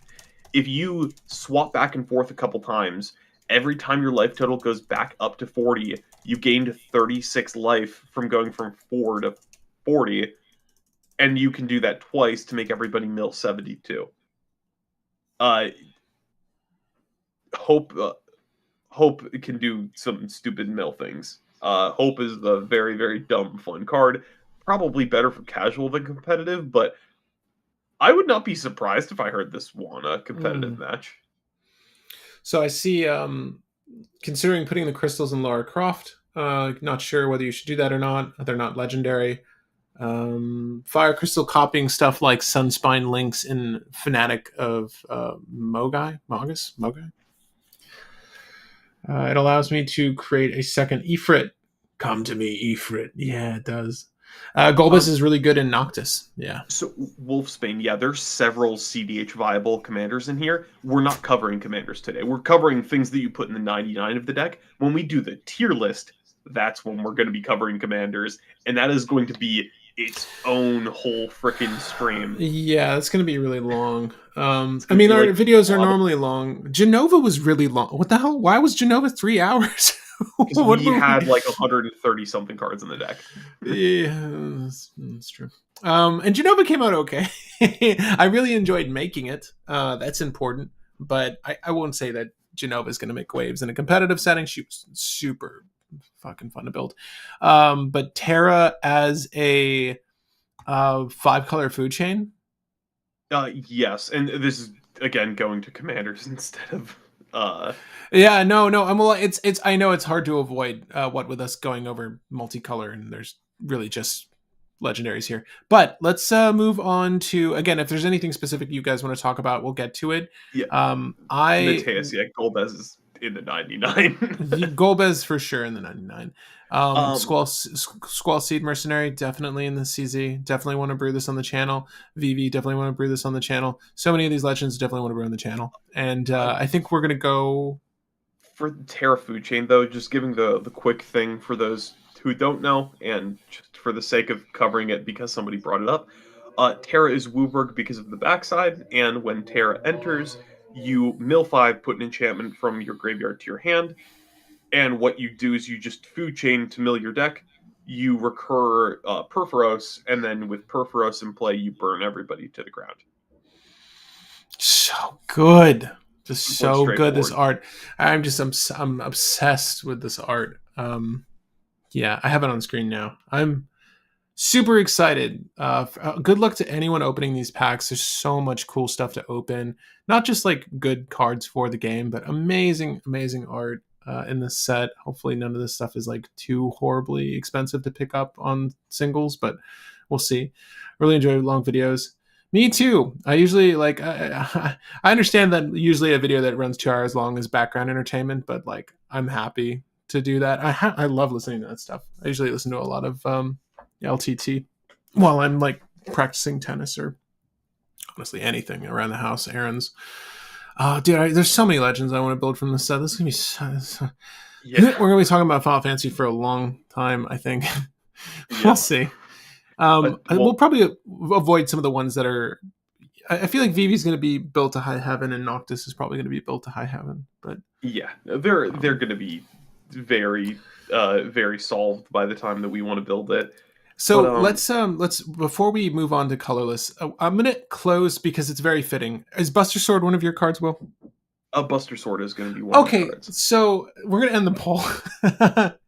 74% of you say that Buster Sword is the most iconic Final Fantasy weapon of the lot, and there were some good ones there. Excalibur, classic. Lionheart. Honestly, my personal favorite, next to Cypher's Sword, and they're both gunblades, and Brotherhood from Final Fantasy 10. Yeah, they're all sick, but Buster Sword's the most iconic. We can talk about Buster Sword. I'm gonna put up a new poll in a second to get feelers on what legendaries you guys would like to see brewed. Start letting me know what legendaries from the set you'd like to see brewed on the channel. We brew both casual and competitive, but I would say 9 times out of 10, we're trying to push things to be as competitive as possible. So let me know what legendaries you'd like to see brewed that you feel won't necessarily be discussed by other channels. And those are the ones we like to work on. So Squall is way up there for me. So I'm going to have that on the poll, and I'll pick 3 more. And then we can run that poll in a second. Uh, and before we do colorless, T Pun asked if there's any non-legendary creatures that make those wizard tokens that burn. So there's a couple in red. There's a red creature with ETB make one of those tokens. The red town adventure land, Oh, its spell side is pay 2 in red. Make one of those tokens.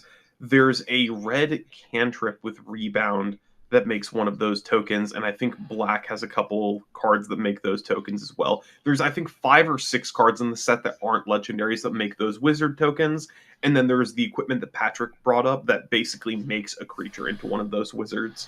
So just yeah. for the sake of letting you know, now you know. Hmm. And at least the town is Lindblom from 9, but it's Yeah, Mage Siege. It's the adventure on this one that does the token generation. if you need a way to win a game, just loop this card if possible, which kind of hard to because you got to play the land every time. But I'm looking forward to making a dumb oops all lands deck where you just kind of play this, bounce it to your hand, replay it, play it as a Mm-hmm. land again, bounce it to your hand, repeat, repeat, repeat until you just have so many wizards that you kill everybody by accident. But Sorry. Here, I'll start the poll, but which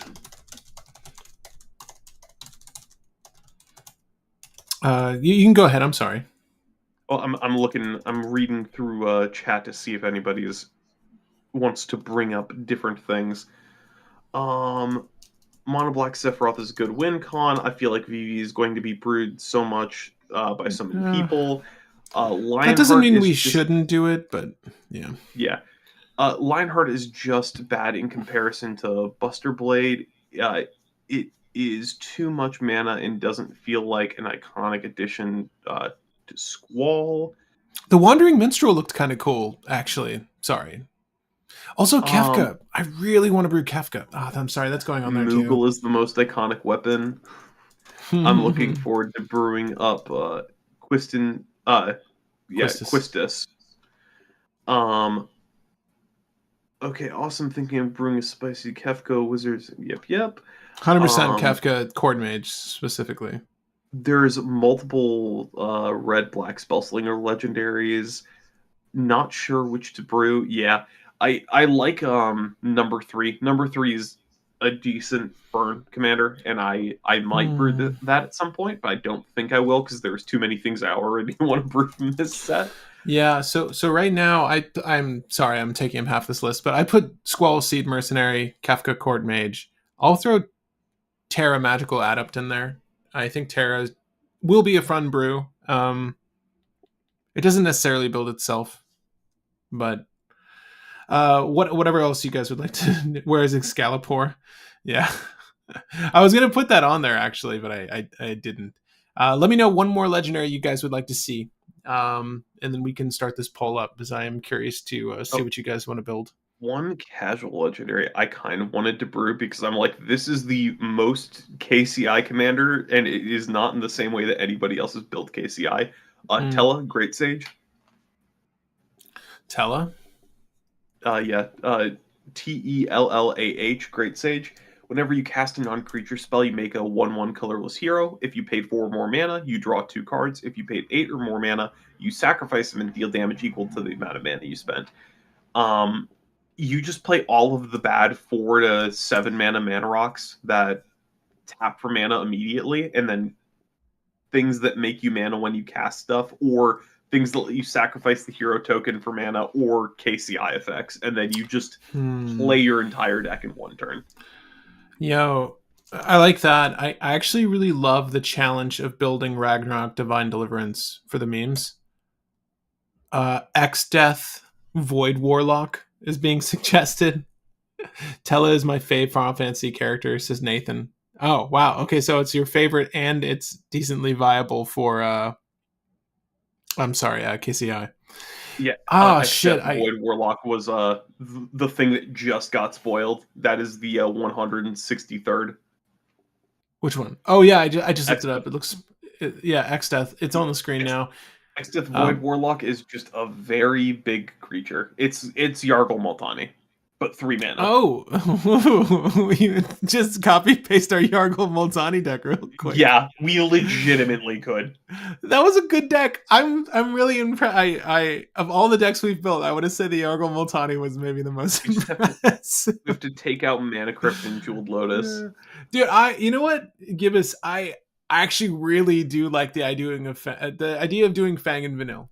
Just like how I think the goal would be to see how quickly we can melt. Basically, it's expensive. It's expensive. It is probably gonna take a while, but I'm kind of into Fang and Vanille. But I'll take a look at a few more legends. I think Tella might be up there. We Tella got might be up there. Zodiark, Humble God, because who doesn't love a commander that costs black, black, black, black, black? Oh god. Well, you know what's nice about that? It should be easy to cast in black. Indeed. God, do you want to build Zodiark? No. What's the goal? Oh, there isn't really a goal. You just want to say you've melded something. Yeah. Well, we're streaming on meld right now, so I did meld this whole stream together, I guess. But The I real do win in. Hmm? the real win is the friends we melded along the way. Yeah. Screw it here. It's gonna be Fang and Vanilla. I'm sorry. Fang and Vanilla. How do you is her name? Is it like this? It is like that. Okay, cool. All right, we're moving on. Feel free to All right. participate in that poll. I'd love to hear your thoughts. We're gonna brew again a majority of all of these legends, so don't worry if it's not selected. We'll probably brew it later anyhow. My first artifact is second one on the artifact list. It's a tier and pre-win. Pre-win. Sorry. Pre-win. As opposed to post-win when you gotta Yeah. be shuffling up. Uh, 6 mana for a legendary artifact equipment that equips for 5 and says the equipped creature has the equipped creature's power and toughness is XX, where X is your life total. This is an alternate win in Godo. This Dude, is eat your heart out, Colossus Hammer. I know, actually. So here's the thing. In Godo, there's always been a pseudo backup line where instead of finding Helm of the Host, you find Blade of Selves. You attack with Blade of Selves and find Hammer of Nazan and one other thing and equip both. Get an extra combat, attack, find 2 more equipments, and then win from there. Basically, with a tier and pre-win, you can Blade of Selves, get Hammer of Nazan in this, maybe kill one person, then swing a second time, and then get like Black Blade Reforged and the Reaver Cleaver, and then you proceed to get 40 treasures and 40 life, and then cool, you're likely going to be winning from there. People have to deal with your board, or you're just going to win. Hmm. You wouldn't run this in a well. I mean, okay, so competitive version of Godo is probably just trying to do the one thing, but Well, you'd run this in the competitive version just by the fact of like, hey, if they deal with your Helm of the Host, make a 40/40 that attacks yeah, twice per turn. honestly, yeah, and screw it. Not even being 40/40. Like at a certain point, like 30 damage will kill them. Do you know what I mean? Yeah, Like in like commander your damage, you life just need to total. deal 21. Yeah, your life total is sort of irrelevant. The only issue is if you're going the treasonous ogre route. Then of course, Yeah, like this, you're humbled very quickly. You're like, shit, yeah, my old win is dead. You're like, it's never gonna happen.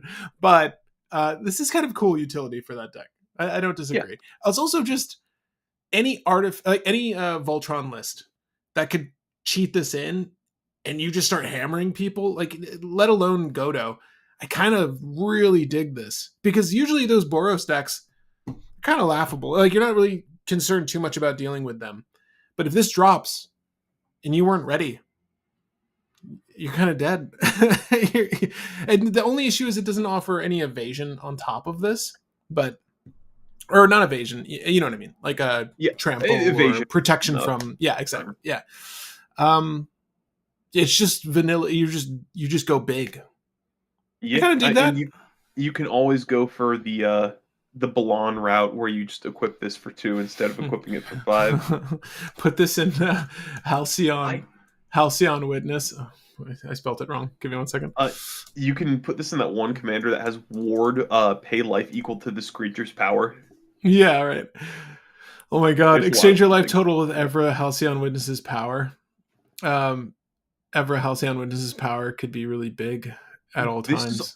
also just an alternate win in any legendary creature that accidentally has trample. Godo Kedis. Godo Kedis. Is there a partner Godo? Is there like a Godo and Kedis card? No, there's not. Hold on, which is Keta? Oh, Ketis is the partner gecko that says when a legendary Mm. creature you control deals, or when your commander deals combat damage, it punches everybody else as well. That's So, funny. You can do Ketis Timna and do that as an alternate win. mm, Dude, you know what people need to do? Ketis Thrasios. You just ramp control, and then eventually you punch in with Thrasios and kill everybody accidentally. Not accidentally. Not accidentally. You know Yo. what you're doing. So I put on the thumbnail the alt art because it looks really, really good. Looks really good. But I'm not gonna lie, this Buster Sword art is so, so, so iconic. So we're gonna just look at you, this art. you know what kills me every single Mm. time I look at Alexios? Alexios is the one Magic the Gathering card that pisses me off because one rule change from like 12 or 13 years ago killed Alexios before he even got printed Mm. because Trample is basically a May ability now. The way Trample works is that the attacker allocates excess damage as they choose with Trample, so you can just choose to not kill the person And if you're overkill the thing. yeah, overkill the creature. So Yeah. I was gonna be like, oh yeah, you can use the this equipment with Alexios, and then you're just letting people swing with like a 40-40 trampler, and you win the game, but you don't because that's not how trample works anymore. Oh, oh well. That's Moving okay. on. Buster Moving Sword. on. Buster Sword. Yeah, so if you ever like loaded up Final Fantasy, you've seen this. I'll read it all. Three Yeah, generic, 3/2 body, 3/2. we know Honestly, the sword, it could be its own character. It's honestly like that that iconic. iconic. Yeah, so it's a 3/2 body. Whenever equipped creature deals combat damage to a player, draw a card, but wait. Then you may cast a spell from your hand with mana value less than or equal to the damage dealt without paying its mana cost. Equip cost of 2. That's pretty measly, but it is a starter sword, so it makes sense, right? Um, mm, damn. I mean, I don't know. Like the thing is, the possibilities are kind of endless here. The main thing is you need to deal combat damage, so it's not just on swing. So there's the barrier of entry is a little bit higher, specifically because this doesn't have trample, or unless your creature that this is equipped to has some form of evasion. But obviously, just I don't know what colors your deck in. What's the best thing you can cast? Did you tutor for it? Is it in your hand? Did you top deck tutor before you swung? Is it the thing you're drawing? Like just a, it's just better than Masamune. I'll say that. It's so upsetting how Masamune is like not as good as this at all. But Cloud, they did Cloud right by making the Buster Sword sick as fuck. Yeah. Sorry, I have not really much to say. I was like, again, like it's just take your pick. What did you want to cast? This is relatively good in Edric style decks as well because Edric is a 2/2. If you equip this to Edric, you're casting the extra turn spell for free after drawing off of Edric and drawing off of the sword. So this is good for Edric style things. This is good for the Neheb decks, like the cycle loot through your deck Neheb. Um, it's good in pretty much any deck with a big commander that wants to punch to cast something for free because it turns out, hey, if you play Dargo and you hit with this, casting Peer into the Abyss for free is pretty good. Deck has a lot of potential. If you have any recent, like decently sized commander, or you just want to punch, might as well run this because it's kind of a 5 mana free omniscience / draw effect. Yeah, it's good. It's really good, man. It's just you get so much value out of this. I know it's 5 to do the thing, but like your creature's swole. So if your opponent's removal is based off of damage, like it's going to be harder to remove them at this point. You're drawing a card afterwards, and you get to cast the thing that you alternatively didn't get to cast because you had to pay for the cost of this thing from your hand, right? Right. So if the thing's like even if it's just like a value piece, like a smothering tithe, like cool. I'm getting everything back. I'm getting everything back. I played this. My dude's big, and I'm gonna keep doing this unless you remove it. It's pretty freaking cool, man. Buster Sword is good. Buster Yeah, Sword is really good. I like conformer shuriken too, but Buster Sword is great. yeah. If Anyway, you're doing move. extra combats, extra turns, or just have a big commander, put the Buster Sword in there. Hell yeah. Next for me is Excalibur 2. Costs 1 to play, costs 3 to equip. It's a legendary artifact equipment. Whenever you gain life, put a charge counter on it, and the equipped creature has +1/+1 for each charge counter on it. This is just a deck that can win the game for any Soul Sisters deck. It builds up counters very quickly. It makes things very big, very fast, and then it can just block people. And it keeps the stats so you can move it around as you need for any Power Matters decks. Yeah, I like it. Is there truth? So Nathan said this Buster Sword makes anything with evasion be able to play a turns deck. How many? How many? Is there a legendary that has evasion that also like when it deals combat damage or like when you hit a like put we just read one earlier recover an instant or sorcery from your graveyard, right? Is there an extra turns Buster Sword deck that we're just not thinking about? Like, is there a blue deck that could just time warp every single turn because like the dude is connecting and he can just put something back to his hand? Do you know what I mean? Because you're not exiling the spell after you cast it. Like you can feasibly play it again. With which card? You're exiling the spell with the other guy. Buster Sword. Buster Sword doesn't play from graveyard.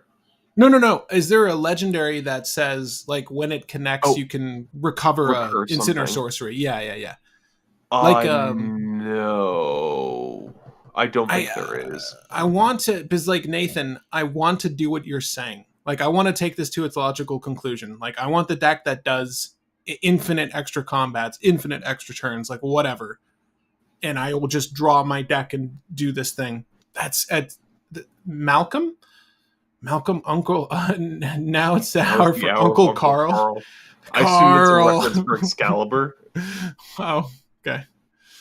Or that, I don't know. I don't know Excalibur well enough to know memes for it. No. I mean, we're talking about. I thought when I read Carl, which is not spelled this way, I was thinking The Walking Dead because we're talking about Final Fantasy and all of this. You hated it when it came out, but we can all thank The Walking Dead for this set. We can honestly thank The Walking Dead for this set. AMC's, it's like a fucking zombie, that show, man. It won't die. They just keep doing stuff with. I see ads for the new Walking Dead thing. I go to my job. Anyways, Excalibur 2. Yeah, good. Everything Will said. AE86 go to, did you really say Buster Sword, which has to connect and be hard equipped and hard casted, is better than Masamune, which just sits and drains life? What in the world is this commentary? We can get to Masamune in a second. But yeah, we can get. Yeah, Masamune is not that good.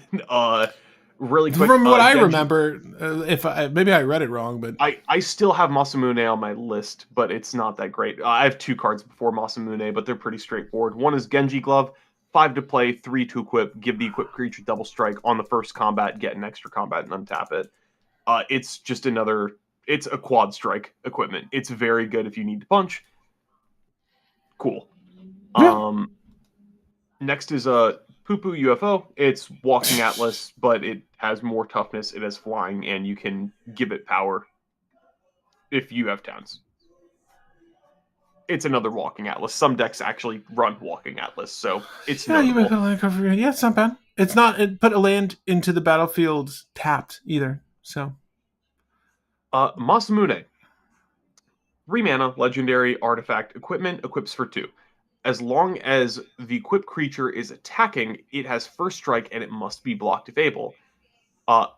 Equipped creature has, if a creature dying causes a triggered ability of this creature or an emblem you own to trigger, it triggers an additional time.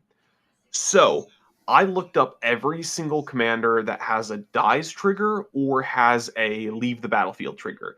Note, I don't believe that Masamune triggers if the equipped creature dies. I don't believe it doubles that up or gives an additional trigger of that, because a part of the setup to have the death trigger happen unattaches the equipment. I could be wrong about that, but regardless, even if your commander has a death trigger, there aren't a lot of commanders even in that category that make this better.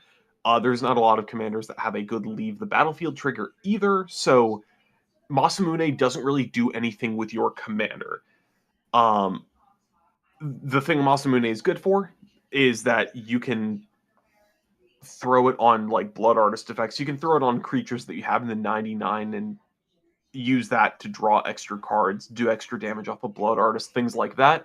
But all in all, Masamune is just way harder to build around because you need to get Masamune, get something that has good death triggers, and then get a setup where you can kill a bunch of things to take advantage of the multiple death triggers. And it's just, what would you rather have? A card that gives good stats, draws you cards, and then lets you cast things for free just by existing, or a card that requires all the setup in the world to do about half of that. Ratadrabic, the zombie wizard, is being suggested. Angelus is saying. AE86 says, hello, aristocrats and Sephiroth. Yeah, Masamune, I saw this. It just feels middling, man. Like, it's iconic.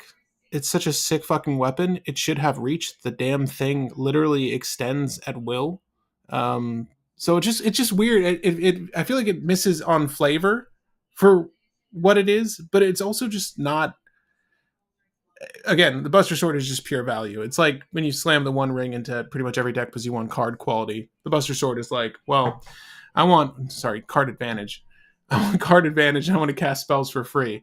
It just feels like a good effect to have in a deck. Whether casual or if you're trying to orient it towards more competitive, you can run it in a list that actually will leverage it for more effect. Where this feels narrow. This wasn't on my list, so I don't know. Yeah. I remember reading it and I was just kind of upset. I'm like, damn, dude, they kind of did Sephiroth dirty. I'm glad that you think it's good, though. Yeah, If you haven't read Sephiroth, Blood Artist effect is a very common effect. It's win more, though. My thing is, like, when you're doing the Blood Artist effect, you're winning the game. You are winning the game by repeatedly doing the thing. So 1 damage as opposed to 2 damage, right? Yeah, it's you're paying 5 mana for a Blood Artist. That's yeah, really all that it is. That's not yeah. worth it at all. Because yes, you're getting an additional death trigger, but that death trigger is just a Blood Artist. So you're just paying 5 mana for a Blood Artist. Can you do it? Yes. Should you do it?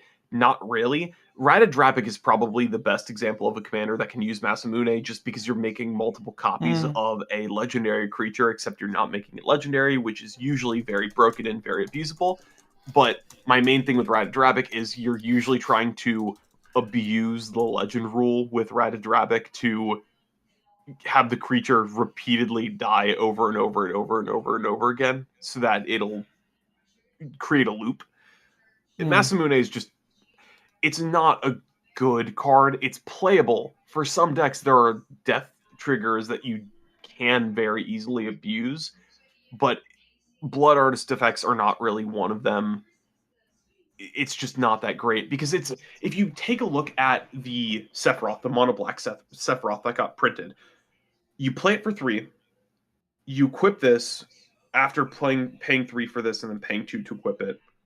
You kill 2 things, which gives you 4 triggers, which then immediately flips the Sephiroth. So it's an attack and something else. And then you get an emblem, and then you just have 2 Blood Artists. It just doesn't do as much as people think. There are still commanders that will be using this, but it's not as good as Buster Blade. It will be used it will be used in conjunction with certain cards, but I don't think Blood Artist effects are the way to go at all because paying 5 mana for a Blood Artist is just a bad idea when you could instead be paying like 5 mana for Pitiless Plunderer.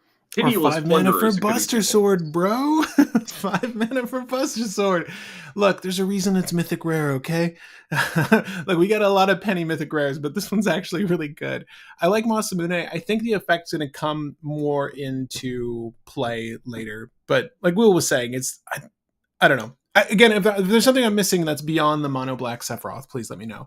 I think it does pair well with Sephiroth, and that only makes sense. I just read Ultima Weapon for the first time, tragically. It's okay. Ultima Weapon is not as good as Buster Sword. Just stick with the starter weapon. You'll be way better off. Masamune is colorless. Drivnod, Carnage, Dominus. Why do these Final Fantasy crossovers keep disappointing Sephiroth? First Sephiroth in Smash Ultimate, and now Masamune. I Wasn't kind of feel that Sephiroth in way. Smash Ultimate like a complete monster? Like he was so strong that they had to nerf him like 6 times. I don't know. So I play Smash. I play the one on Switch, and I love playing Sephiroth, and I'm pretty good at it because you don't. I feel like you don't need to be technically skilled at the Smash to play Sephiroth well, and I'm not good at Smash Brothers at all. But the Smash Sephiroth I like a lot. I like Cloud and Sephiroth, but I'm a huge Final Fantasy VII fan, so of course I would. But Sephiroth is really good in Smash. I don't know that it's played competitively though. I'd be curious to know if it is actually something that people drop. Also, people are saying Ao Yeah, AO the Dawn Dawn Sky. So I'm going to for assume that Masamune. For that Masamune. Masamune will trigger off of the equipped creature dying, like it'll double up that trigger. It may not. There may be a weird ruling about that, but I'm going to assume it does. For those who don't know AO, look at the top 7. Put I think it's like 3 or 4 mana worth of permanents from among them into play. Um, Doubling that up is really good. That's actually a very good use for Masamune because there's a cEDH AO deck that would happily abuse that. That's probably the best actual use out of Masamune. Yeah, Mono White's kind of a bitch, but I mean, you have so much equipment tutor that you can get there. Yeah, you'll find it. You'll be able to cast AO, but you're not going to get there. Excuse me, you're not going to get there quickly. I have No, you're one. thinking of Kazuya, and he's still broken. Well, no, no, Yeah, no. Kazuya's broken, but from what I remember, Sephiroth on release was just a whole bunch of very, very large, overly sized attacks that could kill at stupidly low percents. I know that Kazuya is still broken and dumb, but I remember Sephiroth on release was also broken and dumb. But I know they dude, nerfed him a ton. I didn't realize Um, they added the wrecking ball arm. I still like the boxing glove that Barrett gets the best, but I had no idea they added wrecking ball arm as a piece of equipment in this game. I yeah, missed a few of these. This is not something that you're going to want to add to potentially every deck. Hey Patrick, I'm running Oswald and Noctis. good, good, correct, good option. Yeah. No, Um, I'm happy to hear that ominous Latin chanting. Yeah, with, all right, we're moving on to our I final category: well, colorless I and have one lands more or artifact. lands. Excuse me. Oh, there you go. Still artifacts. This Is is the last one. It's a world map. It's 1 mana. You can pay 1, tap it, oh, sack it, and get a basic to your hand, or you can pay 3, tap it, and sack it to get any land from your deck to your hand. It's just another expedition map. That's it. It's just another expedition map. Some colors need an expedition map. the wrecking ball arm will go in my Tifa deck. Well, Sven, I want to see your Tifa deck when you've compiled it all I I do because also want to point out Wrecking Ball Arm is like if you have a it's one not one bad. commander, like if your commander's Thrasios, you're paying 5 mana for +6/+4 and like unblockable by small things. That's pretty good. You're not using this with Thrasios. That's just the first weak commander that came to my mind. But Timna, Timna. yeah, I mean, good. well, Rograk. I don't know. You're not gonna put True. on a Yeah, Rog. Rograk. Why didn't I go for Rograk as my first thing? Yeah, you're giving Rograk +7, Dude, it's +6. my mind went like Isamaru Rograk. I'm just Yeah, like puppy, puppy with a big fist, or not Cobalt with a big fist. Yeah, World Map's great. I'm sorry. Yeah, it's good. It's just another generic tutor. Totally worth running. Can fit into any list by virtue of the fact that it's not color locked. Yeah, it's good. yeah. And finally, as you were saying, lands. Midgar Mako Reactor. Do you have any No, any that no, I catch don't your really want to fancy? talk about. I don't want to talk about the Mako Reactor. No, honestly, I feel like the duels are cool. If town is a new subtype, I think is the only thing we should mention here. It was introduced in this set. I don't know how many towns we're going to get beyond this, but there are a lot of towns here. And so far as town payoffs are concerned, there's only a handful. The rare towns are all, if I'm not mistaken, adventures. So take your pick. None of them are really bad, but they're all tapped lands. So bear that in mind. I only brought up the city of Mako, Midgard, because it's Final Fantasy VII, bro. But yeah, no, that's cool. Again, not that many payoffs for towns. There's like two. from the I set that you might legitimately use, but Yeah, loaming back some adventures could be fun. I My issue with loam with the Adventurelands is you have to loam them back, you have to play them as a spell, which then puts them in exile. Then you have to play it as a land, then sacrifice it as a land to get into graveyard to loam it. So it's a lot of steps. But if you discard them, you can loam them, play them as a spell, and play them as a land, which is abusable. Um, out of I'll give like a quick rundown on the each of the adventure lands just because they're all notable in the fact that they're lands that have a tech effect on them. So the yeah, white one, yeah. all these are enter tapped tap for their color. The white one uh, is pay 5 for a sorcery, return 2 artifact and or enchantment cards from your graveyard to your hand. The blue one is 6 mana and its target opponent mills half their library rounded down. The black one is 2 and a black for a sorcery. Sacrifice a artifact or creature if you do draw 2 cards. The red one That's is make not one bad, 2 honestly. mana or 3 mana, make one of those wizard tokens, and the green one is 6 mana, make a hero that enters with +1/+1 counters on it for each card in for each land you control. Sorry. The Is blue Lindblom the best? Just to uh have a land that has an outlet attached to it. Lindblom and Jador. Is that a J or is that an I? Yeah, it's a That's a J. J. So Jador. yeah, Jidor. Jador is just the best at disrupting people's decks, and Lindblom is the best for looping. Mm-hmm. Yeah. Um, the land that I wanted to bring up as one that I really like is Eden. Uh, Eden, Seat of the Sanctum, is a land town that taps for a generic. You can pay 5, tap it, mill 2, and put uh tap it, mill 2, and you may sacrifice it. If you do, return any permanent card from your graveyard to your hand. This is just really good off color recursion. We have similar lands that recur just artifacts. We have what's it called? Oh, Haunted Fangraph, I think is the name of it. I could be wrong about that, but I think it's Haunted Fangraph that returns a random creature from your graveyard to your hand. Return a And creature yeah, card at random. Yeah. yep. So this returns just any creature.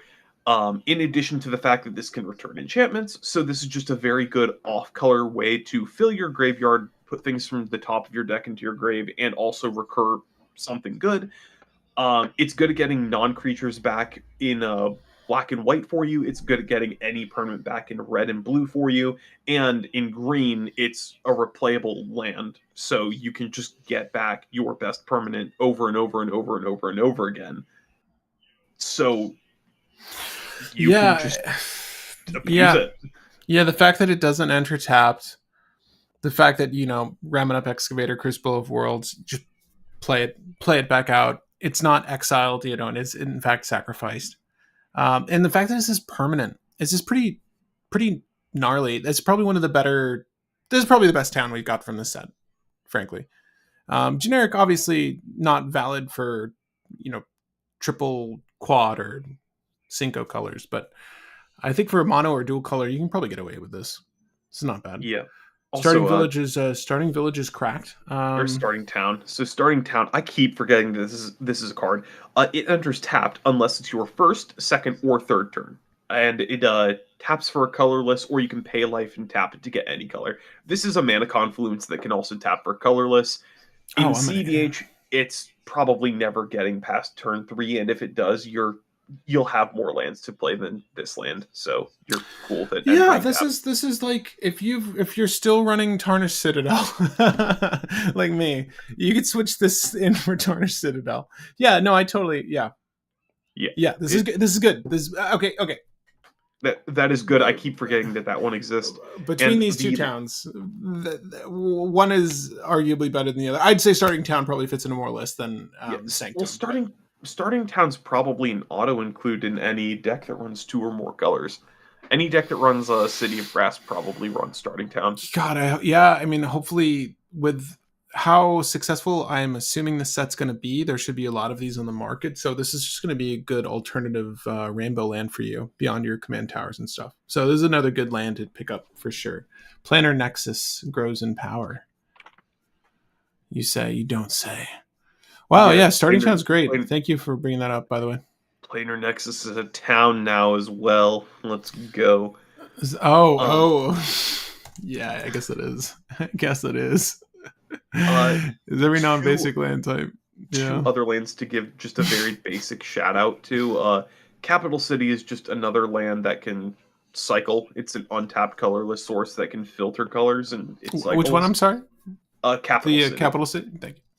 And then Clive's Hideaway is just another decent one. It has Hideaway 4, taps for colorless, and you can pay 2 and tap it to play the exiled card without paying its cost if you control 4 or more legendaries. Some decks run enough legendaries they can get away with that. Some partner decks can cheese it a little bit Would by the fact that Sisei run this? probably not Sisei. Like Uh, Kark Sakashima might be fine with running this. Any kind of partner deck may be fine with running this, but it's just a thing that you can exploit. So some decks might try exploiting it. Not anything heavily notable there. It's just those are 2 lands that have effects that are somewhat utilizable. Gotcha. Guys, we're closing out this poll in just a second, so feel free to participate in it. I know there are a few votes in there. Love to get everyone's opinion on what you'd like to see brewed next on the channel. If you're not there for the live, it's okay. These come up as VODs afterwards, and you can just click in the link in the description to see the deck once it's made. And of course, criticize it, because that's what you do on the internet. Or if you attend the live, help us brew it. But it looks like Terra Magical Adept is going to be the deck unless fate is changed in the next few seconds. Again, I'm probably just going to do this in order. Terra, God, Fang and Vanilla are up there, but Terra, Squall, Kefka, and we'll probably do Fang and Vanilla for flavor. But yeah, that's the set. Final Fantasy. There's a lot of really great cards from the set. I'm excited for so much of this. I'm mostly excited for it's sad. I don't know. We were on the ambassadorship program for a while. They used to just spoil us with packs, but sadly, they've changed course with that. And we haven't received packs for this, but I really, really am excited for the pack cracking experience of the set. I will probably go out. There's a couple of targets near my work. I'm going to just raid their game area to see if I can find any packs and just crack at random. Did I miss Ultima, Origin, Oblivion? Yeah, before we close this out, guys, feel free to hit me up with a few more cards that you'd like to see. Obviously, participate in that poll. And good luck with your pre-release. Good luck with your pack cracking. Hope you guys pull all the cards you're looking for, because this is going to be a fun set. But Ultima, Origin of Oblivion. This is the legendary creature god. Is he hyper noteworthy? Are you interested in the Blight counter game? In the 99, he doesn't really do a lot. He can increase your mana production a little bit, and he can mess up other people's lands, but for the 99, he's not that notable. As a commander, just by the fact that he makes your lands tap for more is pretty good, but the main issue with colorless decks isn't mana, it's more so draw. Because you need to hit basically the Yeah. one ring, or you don't do anything. Yeah, 100% agree with that. Best colorless commander ever. Ultima. Is Ultima the best colorless commander? Uh, we have. We built a pretty cool one with the Eldrazi. I think Zuladoc is considered the best just by the fact that Zuladoc can chain storm very well. I don't think Zuladoc's getting taken off that throne for a while. I want to see some Ultimas. Maybe it's soon. We can look at Ultima in the future. I think that'd be fun to do. We haven't done a colorless build since Zuladoc, actually. Ultima for colorless Eldrazi decks. Yeah, no, 100%. I think it'll go in the body of some decks for sure.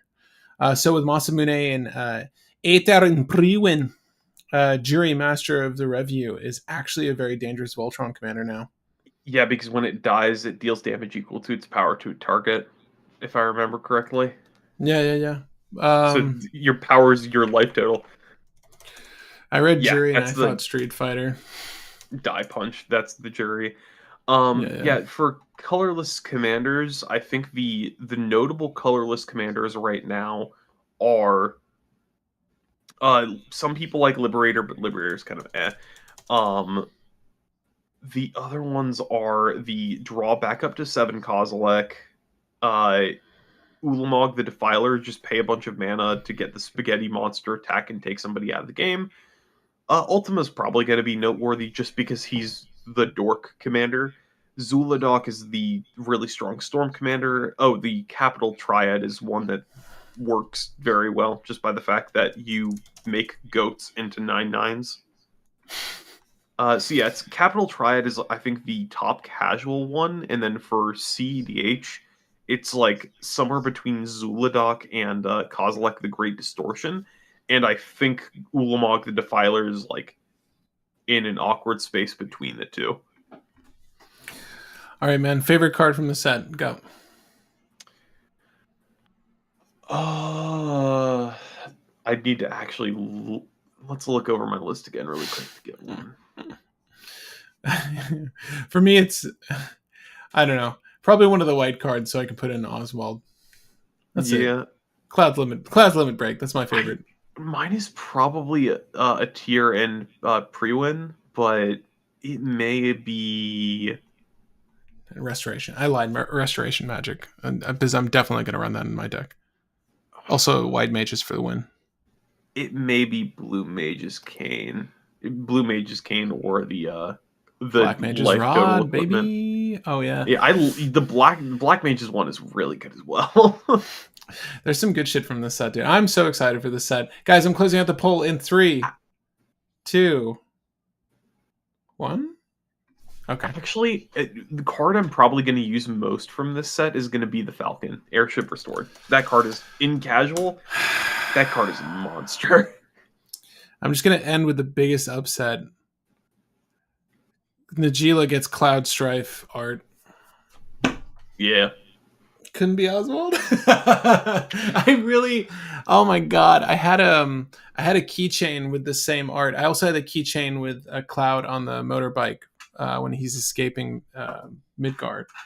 Man, I love this. Is so iconic, this image. But I think I still have the keychain somewhere in this apartment. But I don't play Najila, so I just don't really care for this art. But kudos to Mateus and anyone else who gets to play Najila with this art. You literally have the best art in the game. I'm just gonna say it. It's my favorite. It's my favorite art.